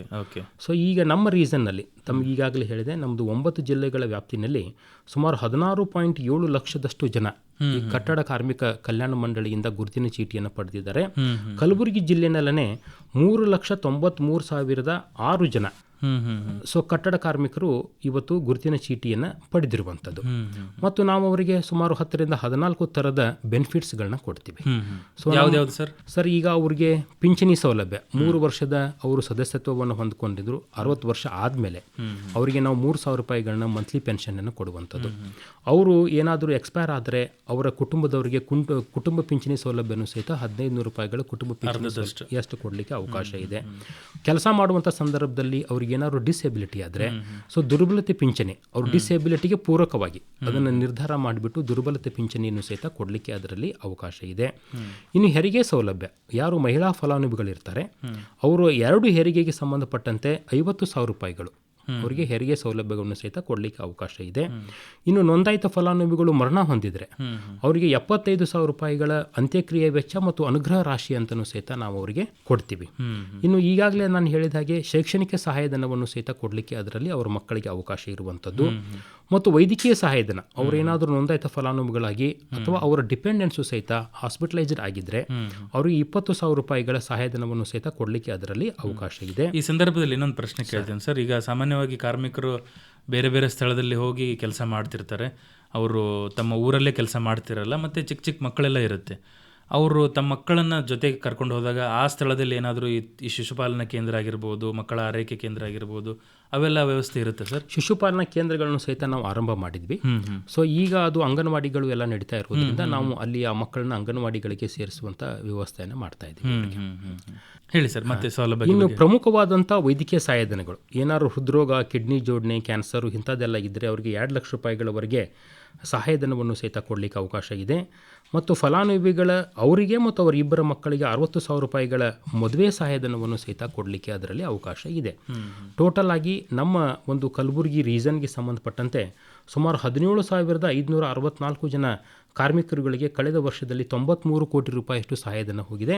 ಕಲಬುರಗಿ ಜಿಲ್ಲೆಗೆ ಸಂಬಂಧಪಟ್ಟಂಗೆ ನೋಡಿದರೆ 1,004 ಜನ ಫಲಾನುಭವಿಗಳಿಗೆ 4.82 ಕೋಟಿ ರೂಪಾಯಿಯಷ್ಟು ಅವರಿಗೆ ಸಹಾಯಧನಗಳು ಡೈರೆಕ್ಟ್ ಬೆನಿಫಿಟ್ ಟ್ರಾನ್ಸಾಕ್ಷನ್ ಅವರ ಅಕೌಂಟ್ಗಳಿಗೆ ಹೋಗಿರುವಂಥದ್ದು ಸಹಿತ. ಇದೆಲ್ಲ ಸೌಲಭ್ಯ ಪಡಿಬೇಕಾದ್ರೆ ಅವ್ರ ಹತ್ರ ಇರಬೇಕು, ಕಾರ್ಡ್ ಇರಬೇಕು. ಮತ್ತು ಅವರಿಗೆ ವಿಶೇಷವಾಗಿ ಆ ಮಕ್ಕಳಿಗೆ ಲ್ಯಾಪ್ಟಾಪ್ಗಳನ್ನ ಕೊಡುವಂಥದ್ದು, ಟೂಲ್ ಕಿಟ್ಗಳನ್ನ ಕೊಡುವಂಥದ್ದು, ಬಾರ್ ಬೆಂಡರ್ ಟೂಲ್ ಕಿಟ್ಟು, ಆಮೇಲೆ ಇಲೆಕ್ಟ್ರಿಷಿಯನ್ ಟೂಲ್ ಕಿಟ್. ಈ ಸೌಲಭ್ಯ ಪಡಿಬೇಕಾದ್ರೆ ಎಲ್ಲ ಅವ್ರ ಅರ್ಜಿ ಸಲ್ಲಿಸಬೇಕಲ್ಲ ಸರ್? ಅವರು ನಮ್ಮಲ್ಲಿ ಆ ಸಂದರ್ಭದಲ್ಲಿ ನಾವು ಪೇಪರಲ್ಲಿ ಕೊಟ್ಟಿರ್ತೀವಿ ಮತ್ತು ನಮ್ಮ ಡಿಪಾರ್ಟ್ಮೆಂಟ್ ನೋಟಿಸ್ ಬೋರ್ಡ್ನಲ್ಲೂ ಸಹಿತ ನಾವು ಪ್ರದರ್ಶನ ಮಾಡಿರ್ತೀವಿ. ಯೂನಿಯನ್ ಲೀಡರ್ಸ್ಗೂ ಸಹಿತ ಆ ಸಂದರ್ಭದಲ್ಲಿ ಒಂದು ಮೀಟಿಂಗನ್ನು ಮಾಡ್ತೀವಿ. ಯಾರ್ಯಾರು ವಿವಿಧ ಕಾರ್ಮಿಕ ಸಂಘಟನೆ ಮುಖಂಡರುಗಳಿದ್ದಾರೆ ಅವರನ್ನು ಸಹಿತ ಒಂದು ಕರೆದು ಮೀಟಿಂಗ್ಗಳನ್ನು ಮಾಡಿ ಅವುಗಳನ್ನ ಸೌಲಭ್ಯಗಳನ್ನ ಕೊಡಲಿಕ್ಕೆ ನಮ್ಮ ಕರ್ನಾಟಕ ಕಟ್ಟಡ ಮತ್ತು ಇತರೆ ಮಂಡಳಿಯಿಂದ ಮಾಡುವಂಥದ್ದಿದೆ. ಇನ್ನೆರಡು ಮಂಡಳಿ ಸರ್? ಈಗ ನಮ್ಮದು ಇನ್ನೊಂದು ಅಂತಂದರೆ ಕರ್ನಾಟಕ ರಾಜ್ಯ ಅಸಂಘಟಿತ ಕಾರ್ಮಿಕರ ಸಾಮಾಜಿಕ ಭದ್ರತಾ ಮಂಡಳಿ ಅಂತ. ಸೊ ಈ ಒಂದು ಸಾಮಾಜಿಕ ಭದ್ರತಾ ಮಂಡಳಿನಲ್ಲಿ ಸುಮಾರು 43 ವಲಯದ ಕಾರ್ಮಿಕರುಗಳನ್ನ ಅಸಂಘಟಿತ ಕಾರ್ಮಿಕರು ಅಂತ ಗುರುತ ಮಾಡಿದ್ದಾರೆ. ಅದರಲ್ಲಿ 11 ವರ್ಗದ ಜನರಿಗೆ ಅಂಬೇಡ್ಕರ್ ಕಾರ್ಮಿಕ ಸಹಾಯಹಸ್ತ ಯೋಜನೆಯಡಿಯಲ್ಲಿ ಸ್ಮಾರ್ಟ್ ಕಾರ್ಡ್ಗಳನ್ನ ನೀಡ್ತಾ ಇದ್ದೀವಿ. ನಮ್ಮ ಕಲಬುರಗಿ ಪ್ರಾದೇಶಿಕ ಸಂಬಂಧಪಟ್ಟಂತೆ ಸುಮಾರು 76,500 ಜನರಿಗೆ ನಾವು ಅಂಬೇಡ್ಕರ್ ಕಾರ್ಮಿಕ ಸಹಾಯಹಸ್ತದ ಗುರುತಿನ ಚೀಟಿ ನೀಡಿದ್ದೀವಿ. ಅದರಲ್ಲಿ ಕಲಬುರಗಿಗೆ ಸಂಬಂಧಪಟ್ಟಂತೆ 4,415 ಜನರಿಗೆ ನಾವು ಅಂಬೇಡ್ಕರ್ ಕಾರ್ಮಿಕ ಸಹಾಯಹಸ್ತದ ಗುರುತಿನ ಚೀಟಿ. ಯಾರು ಬರ್ತಾರೆ ಅಂತಂದರೆ ಗೃಹ ಕಾರ್ಮಿಕರು, ಟೈಲರ್ಗಳು, ಮೆಕ್ಯಾನಿಕ್ಗಳು, ಅಗಸರು, ಅಕ್ಕಸಾಲಿಗರು, ಕಮ್ಮಾರರು, ಕುಂಬಾರರು, ಕ್ಷೌರಿಕರು, ಇವರೆಲ್ಲರಿಗೂ ಸಹಿತ ನಮ್ಮ ಅಸಂಘಟಿತ ಕಾರ್ಮಿಕ ಕಲ್ಯಾಣ ಮಂಡಳಿನಲ್ಲಿ ಅವರಿಗೆ ಗುರುತಿನ ಚೀಟಿಯನ್ನು ನೀಡಿರುವಂಥದ್ದಿದೆ. ಇನ್ನು ಇದೇ ಮಂಡಳಿಯಿಂದ ನಾವು ಆಶಾದೀಪ ಯೋಜನೆ ಅಂತ ಸಹಿತ ನಾವು ಅದರಲ್ಲಿ ಒಂದು ಸೇರ್ಪಡೆ ಮಾಡಿರುವಂಥದ್ದು.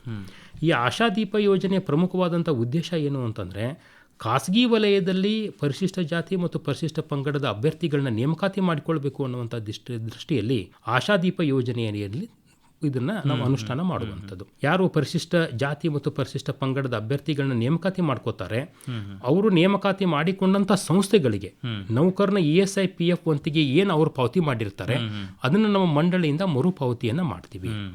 ಮತ್ತು ತರಬೇತಿ ಪಡೆಯುವಂಥ ಅಪ್ರೆಂಟಿಸಸ್ಸು ಅವರಿಗೆ ಸ್ಟೈಪಂಡ್ ಕೊಡ್ತಾರೆ, ಅದನ್ನು ನಾವು ಸ್ಟೈಪಂಡನ್ನು ಮತ್ತೆ ಮರುಪಾವತಿ ಮಾಡುವಂಥದ್ದು. ಅಪ್ರೆಂಟಿಸ್ ಅವ್ರನ್ನ ಮತ್ತೆ ಕಾಯಂ ಮಾಡಿಕೊಂಡ್ರೆ ಅವರಿಗೆ ಕನಿಷ್ಠ ವೇತನದ 50% ವೇತನವನ್ನು ಸಹಿತ ನಮ್ಮ ಮಂಡಳಿಯಿಂದ ಈ ಒಂದು ಆಶಾದೀಪ ಯೋಜನೆ ಅಡಿಯಲ್ಲಿ ಕೊಡ್ತೀವಿ. ನಮ್ಮ ಕಲಬುರಗಿ ಪ್ರಾದೇಶಿಕದಲ್ಲಿ ಇಲ್ಲಿವರೆಗೆ ಕಳೆದ ವರ್ಷದಲ್ಲಿ ಒಂದು 21 ಸಂಸ್ಥೆಗಳಿಗೆ 1,303 ಕಾರ್ಮಿಕರಿಗೆ 96 ಲಕ್ಷ ರೂಪಾಯಿದಷ್ಟು ಮರುಪಾವತಿಯನ್ನು ಆಯಾ ಕಂಪನಿಯವರಿಗೆ ಮಾಡಿರುವಂಥದ್ದು. ಕಲಬುರಗಿ ಜಿಲ್ಲೆಯಲ್ಲಿ ಸುಮಾರು 4 ಸಂಸ್ಥೆಗಳಲ್ಲಿ ಕೆಲಸ ಮಾಡುವಂಥ ಕಾರ್ಮಿಕರಿಗೆ 16 ಲಕ್ಷ ರೂಪಾಯಿಯಷ್ಟು ಮರುಪಾವತಿಯನ್ನು ಆಶಾದೀಪ ಯೋಜನೆ ಅಡಿಯಲ್ಲಿ ನಾವು ಅವರಿಗೆ ಕೊಟ್ಟಿರುವಂಥದ್ದು ಇದೆ.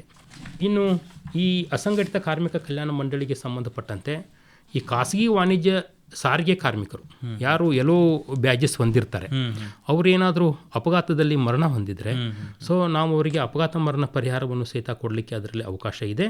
ಸೊ ಅದು ಅಪಘಾತದಿಂದ ಚಾಲಕರು, ನಿರ್ವಾಹಕರು, ಕ್ಲೀನರು ಮರಣ ಹೊಂದಿದಲ್ಲಿ ಅವರ ನಾಮನಿರ್ದೇಶಕರಿಗೆ ನಾವು 5 ಲಕ್ಷ ರೂಪಾಯಿಗಳ ಪರಿಹಾರವನ್ನು ಕೊಡ್ತೀವಿ. ಅಥವಾ ಅವರಿಗೆ ಪರ್ಮನೆಂಟ್ ಡಿಸೆಬಿಲಿಟಿ ಏನಾದರೂ ಆದರೆ ಗರಿಷ್ಠ 2 ಲಕ್ಷ ರೂಪಾಯಿವರೆಗೆ ಪರಿಹಾರವನ್ನು ಕೊಡಲಿಕ್ಕೂ ಸಹಿತ ಇದರಲ್ಲಿ ಅವಕಾಶ ಇದೆ. ಕಳೆದ ವರ್ಷದಲ್ಲಿ ನಾವು ಕಲಬುರಗಿ ಜಿಲ್ಲೆಗೆ ಸಂಬಂಧಪಟ್ಟಂತೆ 5 ಏನು ಡ್ರೈವರ್ಸು ಮರಣವನ್ನು ಹೊಂದಿದ್ರು ಅವ್ರಿಗೆ 5 ಲಕ್ಷ ರೂಪಾಯಿದಂತೆ 25 ಲಕ್ಷ ರೂಪಾಯಿದಷ್ಟು ಪರಿಹಾರವನ್ನು ನಮ್ಮ ಕರ್ನಾಟಕ ಕಾರ್ಮಿಕ ಸಾಮಾಜಿಕ ಭದ್ರತಾ ಮಂಡಳಿಯಿಂದ ನೀಡಿರುವಂಥದ್ದು ಇದೆ. ಈಗ ಹೊಸದಾಗಿ ನಾವು ಗಿಗ್ ಕಾರ್ಮಿಕರನ್ನು ಮತ್ತು ಈ ಪೇಪರ್ ವಿತರಣಾ ಪತ್ರಿಕಾ ವಿತರಣಾ ಕಾರ್ಮಿಕರನ್ನು ಸಹಿತ ನಮ್ಮ ಅಸಂಘಟಿತ ಕಾರ್ಮಿಕ ಕಲ್ಯಾಣ ಮಂಡಳಿನಲ್ಲಿ ನೋಂದಣಿಯನ್ನು ಮಾಡ್ಕೋತಾ ಇದ್ದೀವಿ. ಗಿಗ್ ಕಾರ್ಮಿಕರು ಅಂದ್ರೆ ಯಾರು ಸರ್? ಸರಿ, ಈ ಗಿಗ್ ಕಾರ್ಮಿಕರು ಅಂತಂದರೆ ಈ ಸ್ವಿಗ್ಗಿಗಳು, ಜೊಮ್ಯಾಟೊಗಳು ಮತ್ತು ಯಾವುದು ಈ ಬ್ಲಿಂಕಿಟ್ಟು, ಬಿಗ್ ಬಾಸ್ಕೆಟು, ಡಾಮಿನೋಸ್ಗಳಲ್ಲಿ ಏನು ಕೆಲಸ ಮಾಡ್ತಾರೆ, ಫುಡ್ ಡೆಲಿವರಿ ಕೆಲಸ ಆಗಿರ್ಬೋದು, ಇ ಕಾಮರ್ಸ್ ಕೆಲಸ ಆಗಿರ್ಬೋದು, ಅವರು ವಿಶೇಷವಾಗಿ ವಾಹನಗಳಲ್ಲಿ ಚಲನೆ ಮಾಡುವಂಥ ಸಂದರ್ಭಗಳಲ್ಲಿ ಏನಾದರೂ ಅಪಘಾತ ಆದರೆ ಸೊ ಅವರಿಗೆ ನಾವು ಒಂದು ಕಾರ್ಡನ್ನು ಕೊಡ್ತೀವಿ. ಸೊ ಅವರು 18ರಿಂದ 60 ವರ್ಷದ ಒಳಗಡೆ ಇರಬೇಕು, ಅವರು ಆದಾಯ ತೆರಿಗೆ ಪಾವತಿ ಆಗಿರಬಾರ್ದು ಮತ್ತು ಭವಿಷ್ಯ ನಿಧಿ ESI ಇಲ್ಲದೇ ಇದ್ದರೆ ನಾವು ಅವರಿಗೆ ನಮ್ಮ ಸಾಮಾಜಿಕ ಭದ್ರತಾ ಮಂಡಳಿಯಿಂದ ಕಾರ್ಡನ್ನು ಕೊಡ್ತೀವಿ. ಸೊ ಅವ್ರಿಗೆ ಏನು ಸೌಲಭ್ಯ ಅಂತಂದರೆ, ಅವ್ರು ಏನಾದರೂ ಅಪಘಾತದಿಂದ ಮರಣ ಹೊಂದಿದರೆ ಅವರಿಗೆ ವಿಮಾ ಪರಿಹಾರ 2 ಲಕ್ಷ ರೂಪಾಯಿ ಇದೆ, ಜೀವ ವಿಮಾ 2 ಲಕ್ಷ, ಒಟ್ಟು 4 ಲಕ್ಷ ರೂಪಾಯಿಗಳನ್ನ ಮಂಡಳಿಯಿಂದ ಕೊಡುವಂಥದ್ದು. ಅಥವಾ ಅಪಘಾತ ಆಗಿ ಅವ್ರಿಗೇನಾದರೂ ಪರ್ಮನೆಂಟ್ ಡಿಸೆಬಿಲಿಟಿ ಆದರೆ ಅವರಿಗೆ 2 ಲಕ್ಷ ರೂಪಾಯಿವರೆಗೆ ಮತ್ತು ಆಸ್ಪತ್ರೆ ಮರುಪಾವತಿ ವೆಚ್ಚವಾಗಿ 1 ಲಕ್ಷ ರೂಪಾಯಿವರೆಗೆ ಅವರಿಗೆ ಕೊಡಲಿಕ್ಕೆ ಇದರಲ್ಲಿ ಅವಕಾಶ ಮಾಡಿಕೊಟ್ಟಿರುವಂಥದ್ದು. ಇವರು ಗಿಗ್ ಕಾರ್ಮಿಕರಿಗೆ ಒಂದು ವಿಮಾ ಯೋಜನೆ ಇರುವಂಥದ್ದು. ಅದೇ ರೀತಿ ಈ ಪೇಪರ್ ಡಿಸ್ಟ್ರಿಬ್ಯೂಷನ್ ಮಾಡುವಂಥ ವಿತರಕರಿಗೂ ಸಹಿತ ಇರ್ತಾರೆ. ಅವರು ಸಹಿತ ವಾಹನಗಳಲ್ಲಿ ಹೋಗುವಂಥ ಸಂದರ್ಭಗಳಲ್ಲಿ ನಾವೇನು ಗಿಗ್ ಕಾರ್ಮಿಕರಿಗೆ ಏನು ಸೌಲಭ್ಯಗಳನ್ನು ಕೊಟ್ಟಿದ್ದೀವಿ ಅದೇ ರೀತಿಯಾದಂಥ ಸೌಲಭ್ಯಗಳು ಅಪಘಾತದಿಂದ ಮರಣ ಹೊಂದಿದಲ್ಲಿ 2 ಲಕ್ಷ ರೂಪಾಯಿ ಮತ್ತು ಶಾಶ್ವತ ದುರ್ಬಲತೆ ಹೊಂದಿದಲ್ಲಿ 2 ಲಕ್ಷ ರೂಪಾಯಿಗಳ ಪರಿಹಾರವನ್ನು ಸಹಿತ ಕೊಡಲಿಕ್ಕೆ ಅದರಲ್ಲಿ ಅವಕಾಶ ಇದೆ. ಇದರಲ್ಲಿ ಅವರು ಕರ್ನಾಟಕ ರಾಜ್ಯದ ನಿವಾಸಿಯಾಗಿರಬೇಕು, 59 ವರ್ಷದ ಒಳಗಡೆ ಇರಬೇಕು, ನ್ಯೂಸ್ ಪೇಪರ್ ಬಾಯ್ ಅಂತ ಅವರು ಈ ಶ್ರಮ್ ಪೋರ್ಟಲ್ನಲ್ಲಿ ಅವರು ನೇಮಕ ಮಾಡಿಕೊಂಡ್ರೆ, ಒಂದು ರಿಜಿಸ್ಟ್ರೇಷನ್ ಮಾಡಿಕೊಂಡ್ರೆ ನಾವು ಅವರಿಗೆ ಈ ಸೌಲಭ್ಯವನ್ನು ಕೊಡಲಿಕ್ಕೆ ಅದರಲ್ಲಿ ಅವಕಾಶ ಆಗ್ತದೆ. ತುಂಬ ಸಮಗ್ರವಾಗಿ ಮಾಹಿತಿಯನ್ನು ಕೊಟ್ಟರೆ ಸರ್. ಇಷ್ಟೆಲ್ಲ ಯೋಜನೆಗಳು, ಇಷ್ಟೆಲ್ಲ ಸೌಕರ್ಯಗಳು ಇದೆ ಅಂತ ಜಾಗೃತಿ ಕಾರ್ಯಕ್ರಮಗಳು, ಅವೇರ್ನೆಸ್ ಕಾರ್ಯಕ್ರಮಗಳನ್ನ ಮಾಡ್ತಾ ಇರ್ತೀರ ಸರ್ ಅವಾಗವಾಗ?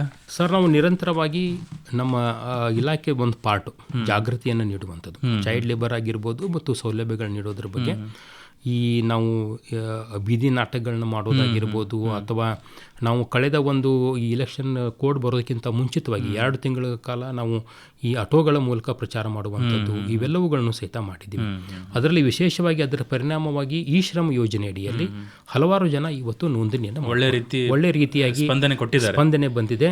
ನಮ್ಮ ರಾಜ್ಯದಲ್ಲಿ ಸುಮಾರು 86 ಲಕ್ಷ ಜನ ಈ ಶ್ರಮ್ ಯೋಜನೆ ಅಡಿಯಲ್ಲಿ ನೋಂದಣಿ ಆದರೆ ನಮ್ಮ ಕಲಬುರಗಿ ಪ್ರಾದೇಶಿಕದಲ್ಲಿ 24 ಲಕ್ಷ ಜನ ಆಗಿದ್ದಾರೆ. ಕಲಬುರಗಿ ಜಿಲ್ಲೆಯಲ್ಲಿ 4,28,103 ಜನ ಇವತ್ತು ಈ ಶ್ರಮ್ ಯೋಜನೆ ಅಡಿಯಲ್ಲಿ ನೋಂದಣಿಯನ್ನು ಆಗಿರುವಂಥದ್ದು. ಅದರಲ್ಲೂ ಸಹಿತ ಏನು ಒಂದು ಸೌಲಭ್ಯ ಏನು ಅಂತಂದರೆ, ಇದು ಒಂದು ದತ್ತಾಂಶ ನಮ್ಮಲ್ಲಿ ಇರಲಿಲ್ಲ. ಅಸಂಘಟಿತ ಕಾರ್ಮಿಕರು ಯಾರಿದ್ದಾರೆ ಅನ್ನುವಂಥ ದತ್ತಾಂಶ ನಮ್ಮಲ್ಲಿ ಇರಲಿಲ್ಲ. ಕೇಂದ್ರ ಸರ್ಕಾರ ಈ ಒಂದು ಸಮಗ್ರವಾದಂಥ ಒಂದು ಈ ಶ್ರಮ ಯೋಜನೆಯನ್ನು ತಗೊಂಬಂದು ಅದರಲ್ಲೂ ಸಹಿತ ಏನಾದರೂ ಮರಣ ಹೊಂದಿದಂಥ ಸಂದರ್ಭದಲ್ಲಿ ಪ್ರಧಾನಮಂತ್ರಿ ಸುರಕ್ಷಾ ಬಿಮಾ ಯೋಜನೆ ಅಡಿಯಲ್ಲಿ ಅವರಿಗೆ 1 ಲಕ್ಷ ರೂಪಾಯಿ ಮತ್ತು 2 ಲಕ್ಷ ರೂಪಾಯಿ ಅಂದರೆ ಟೋಟಲ್ 3 ಲಕ್ಷ ರೂಪಾಯಿವರೆಗೆ ಕೊಡಲಿಕ್ಕೆ ಅದರಲ್ಲಿ ಅವಕಾಶ ಇದೆ. ಸೊ ಈ ಶ್ರಮ ಯೋಜನೆ ಅಡಿಯಲ್ಲೂ ಸಹಿತ ನಾವು ಈ ಪ್ರಚಾರ ಮಾಡಿದರ ಪ್ರಯುಕ್ತವಾಗಿ ಹೆಚ್ಚಿನ ಜನ ನೋಂದಣಿ ಆಗಿರುವಂಥದ್ದು ಸಹಿತ ಅದರಲ್ಲಿ ಕಂಡು ಬರ್ತದೆ. ಇನ್ನೊಂದು ಪ್ರಧಾನಮಂತ್ರಿ ಶ್ರಮಯೋಗಿ ಮಾನ್ಧನ್ ಯೋಜನೆ ಅಂತ ಇದು ಸಹಿತ ನಮ್ಮ ಜಿಲ್ಲೆಯಲ್ಲಿ ಸುಮಾರು 4,415 ಜನ ಇವತ್ತು ಈ ಪ್ರಧಾನಮಂತ್ರಿ ಶ್ರಮಯೋಗಿ ಮಾನ್ಧನ್ ಯೋಜನೆ ಅಡಿಯಲ್ಲಿ ಸೌಲಭ್ಯವನ್ನು ಪಡ್ಕೋತಾ ಇದ್ದಾರೆ. ಇದರಲ್ಲಿ ಏನು ಅಂತಂದರೆ, ಇಷ್ಟು ದಿವಸ ಪೆನ್ಷನ್ ಓನ್ಲಿ ಸರ್ಕಾರಿ ನೌಕರರಿಗೆ ಮಾತ್ರ ಇತ್ತು ಅಂತಿತ್ತು. ಅಸಂಘಟಿತ ವಲಯದ ಕಾರ್ಮಿಕರು ಅವರ ವಂತಿಗೆಯನ್ನು, ಅವರ ಏಜಿಗೆ ಅನುಗುಣವಾಗಿ ವಂತಿಗೆಯನ್ನು ಕಟ್ಟಿದರೆ ಕೇಂದ್ರ ಸರ್ಕಾರವು ಸಹಿತ ಅಷ್ಟೇ ಅಮೌಂಟನ್ನು ವಂತಿಗೆಯನ್ನು ಕಟ್ತಾರೆ. 60 ವರ್ಷ ಆದ ನಂತರ ಅವರಿಗೆ 3,000 ರೂಪಾಯಿಗಳ ಒಂದು ಪೆನ್ಷನನ್ನು ಕೊಡುವಂಥದ್ದು ಪ್ರಧಾನಮಂತ್ರಿ ಶ್ರಮಯೋಗಿ ಮಾನ್ಧನ್ ಯೋಜನೆ. ನೀವು ಆಗಲೇ ಬಾಲ ಕಾರ್ಮಿಕ ಪದ್ಧತಿ ಮತ್ತು ಜೀತ ಪದ್ಧತಿ ಬಗ್ಗೆ ಹೇಳ್ತಾ ಇದ್ರಿ ಸರ್. ಅದರಲ್ಲಿ ಕಾನೂನಿನ ಅವಕಾಶಗಳೇನೇನಿದೆ ಸರ್? ಅಂದರೆ ಯಾವ ವರ್ಷದ ಮಕ್ಕಳು ಕೆಲಸ ಮಾಡ್ಬೋದು, ಈ ನಿಷೇಧ ಯಾರಿಗೆ ಇರುವಂಥದ್ದು? ಸರ್, ಬಾಲಕಾರ್ಮಿಕ ಮೊದಲು ಚೈಲ್ಡ್ ಲೇಬರ್ ಪ್ರಹಿಬಿಷನ್ ರೆಗ್ಯುಲೇಷನ್ ಆ್ಯಕ್ಟ್ ಅಂತ ಇತ್ತು 1986ರಲ್ಲಿ. ಇದು 2016ರಲ್ಲಿ ಅದು ತಿದ್ದುಪಡಿಗೊಂಡಿದೆ. ಚೈಲ್ಡ್ ಲೇಬರ್ ಆ್ಯಂಡ್ ಅಡೋಲಸೆಂಟ್ ಅಂದರೆ ಬಾಲಕಾರ್ಮಿಕ ಮತ್ತು ಕಿಶೋರಾವಸ್ಥೆ ಕಾರ್ಮಿಕರ ಒಂದು ಪ್ರಹಿಬಿಷನ್ ಮತ್ತು ರೆಗ್ಯುಲೇಷನ್ ಆ್ಯಕ್ಟನ್ನು ಜಾರಿಗೆ ತಂದಿರುವಂಥದ್ದು.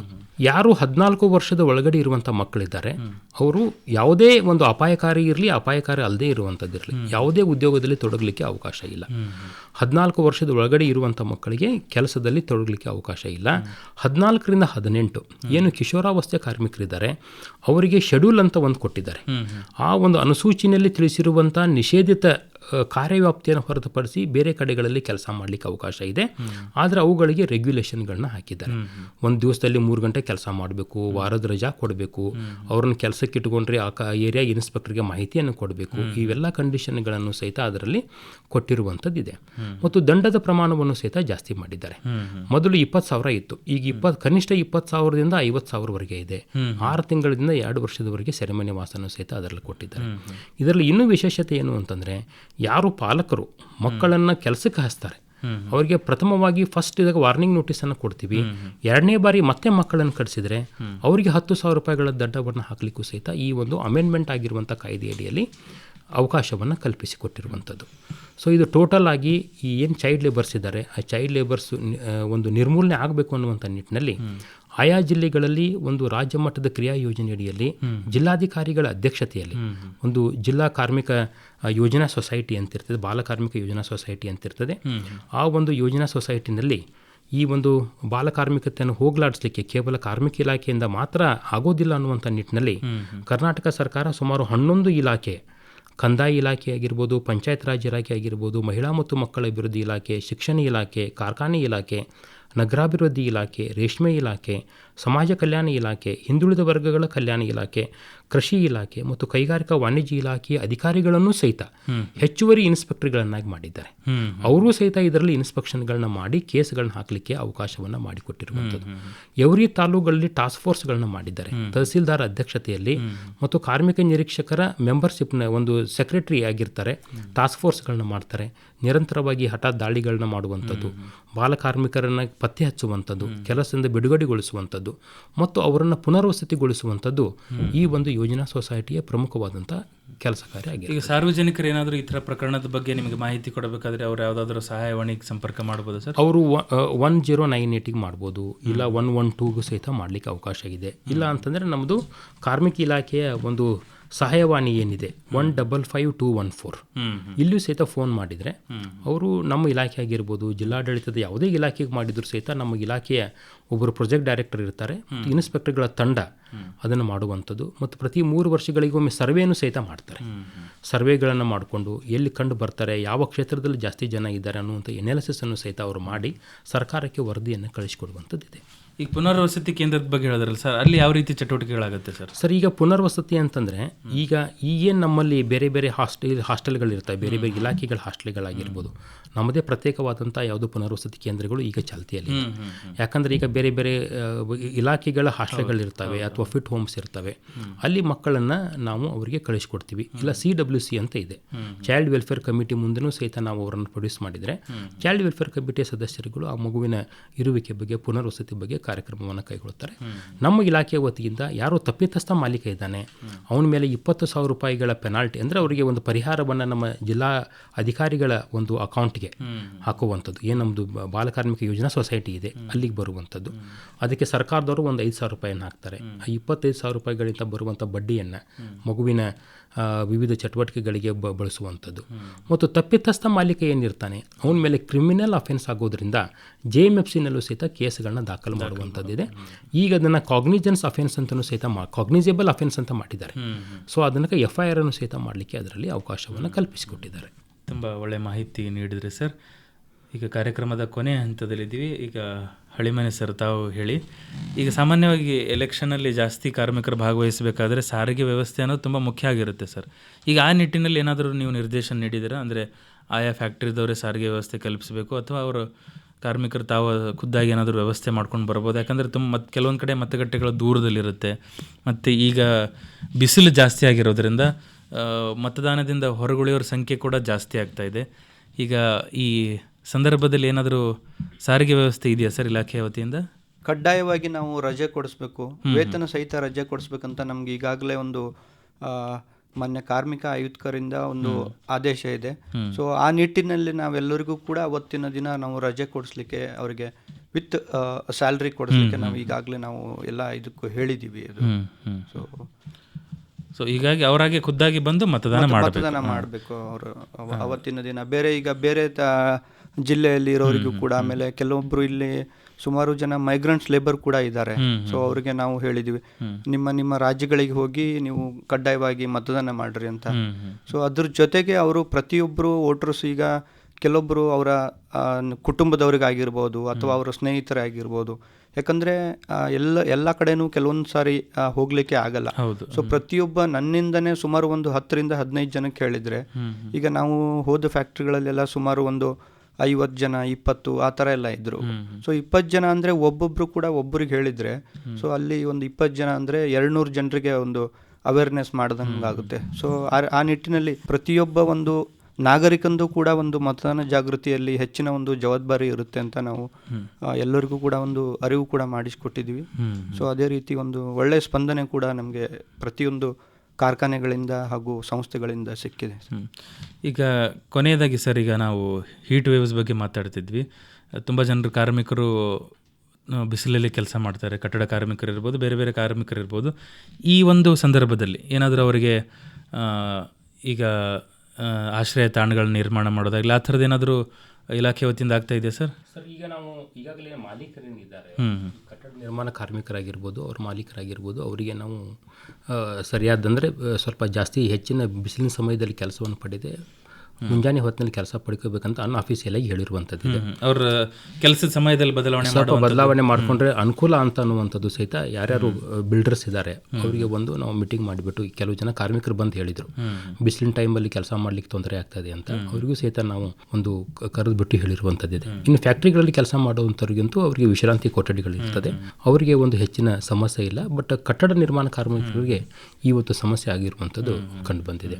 ಈ ಕೊನೆಯದಾಗಿ ಈ ಕಾರ್ಮಿಕರ ದಿನದ ಸಂದರ್ಭದಲ್ಲಿ ಏನು ಸಂದೇಶ ಕೊಡಲಿಕ್ಕೆ ಇಷ್ಟಪಡ್ತೀರಾ ಸರ್? ಸೊ ಕಾರ್ಮಿಕರ ಹಕ್ಕುಗಳ ಬಗ್ಗೆ ನಾವು ಜಾಗೃತಿಯನ್ನು ಮಾಡುವಂಥದ್ದು ಮತ್ತು ಸೌಲಭ್ಯಗಳನ್ನು ಏನು ನಮ್ಮ ಇಲಾಖೆಯಿಂದ ಪಡ್ಕೊಳ್ಬೇಕು, ತಾವು ದಯವಿಟ್ಟು ನಮ್ಮ ಇಲಾಖೆಯ ಎಲ್ಲ ಕಾರ್ಮಿಕ ನಿರೀಕ್ಷಕರುಗಳ ಕಚೇರಿಗೆ ತಾವು ಏನಾದರೂ ಸೌಲಭ್ಯಗಳ ಅವಶ್ಯಕತೆ ಇದ್ದಲ್ಲಿ ಭೇಟಿ ನೀಡಿ, ಅಥವಾ ನಮ್ಮ ಈ 155214ಗೂ ಸಹಿತ ತಾವು ಫೋನ್ ಮಾಡಿದರೆ ತಮ್ಮ ಸೌಲಭ್ಯಗಳು ಏನಾದರೂ ಇದ್ದರೆ ನಮ್ಮ ಜಿಲ್ಲಾವಾರು ಸಹಾಯವಾಣಿಯಿಂದ ನಮಗೆ ಬರ್ತದೆ. ನಾವು ನಿಮ್ಮ ಸಮಸ್ಯೆಗಳನ್ನು ದೂರ ಮಾಡಲಿಕ್ಕೆ ಅನುಕೂಲ ಆಗ್ತದೆ.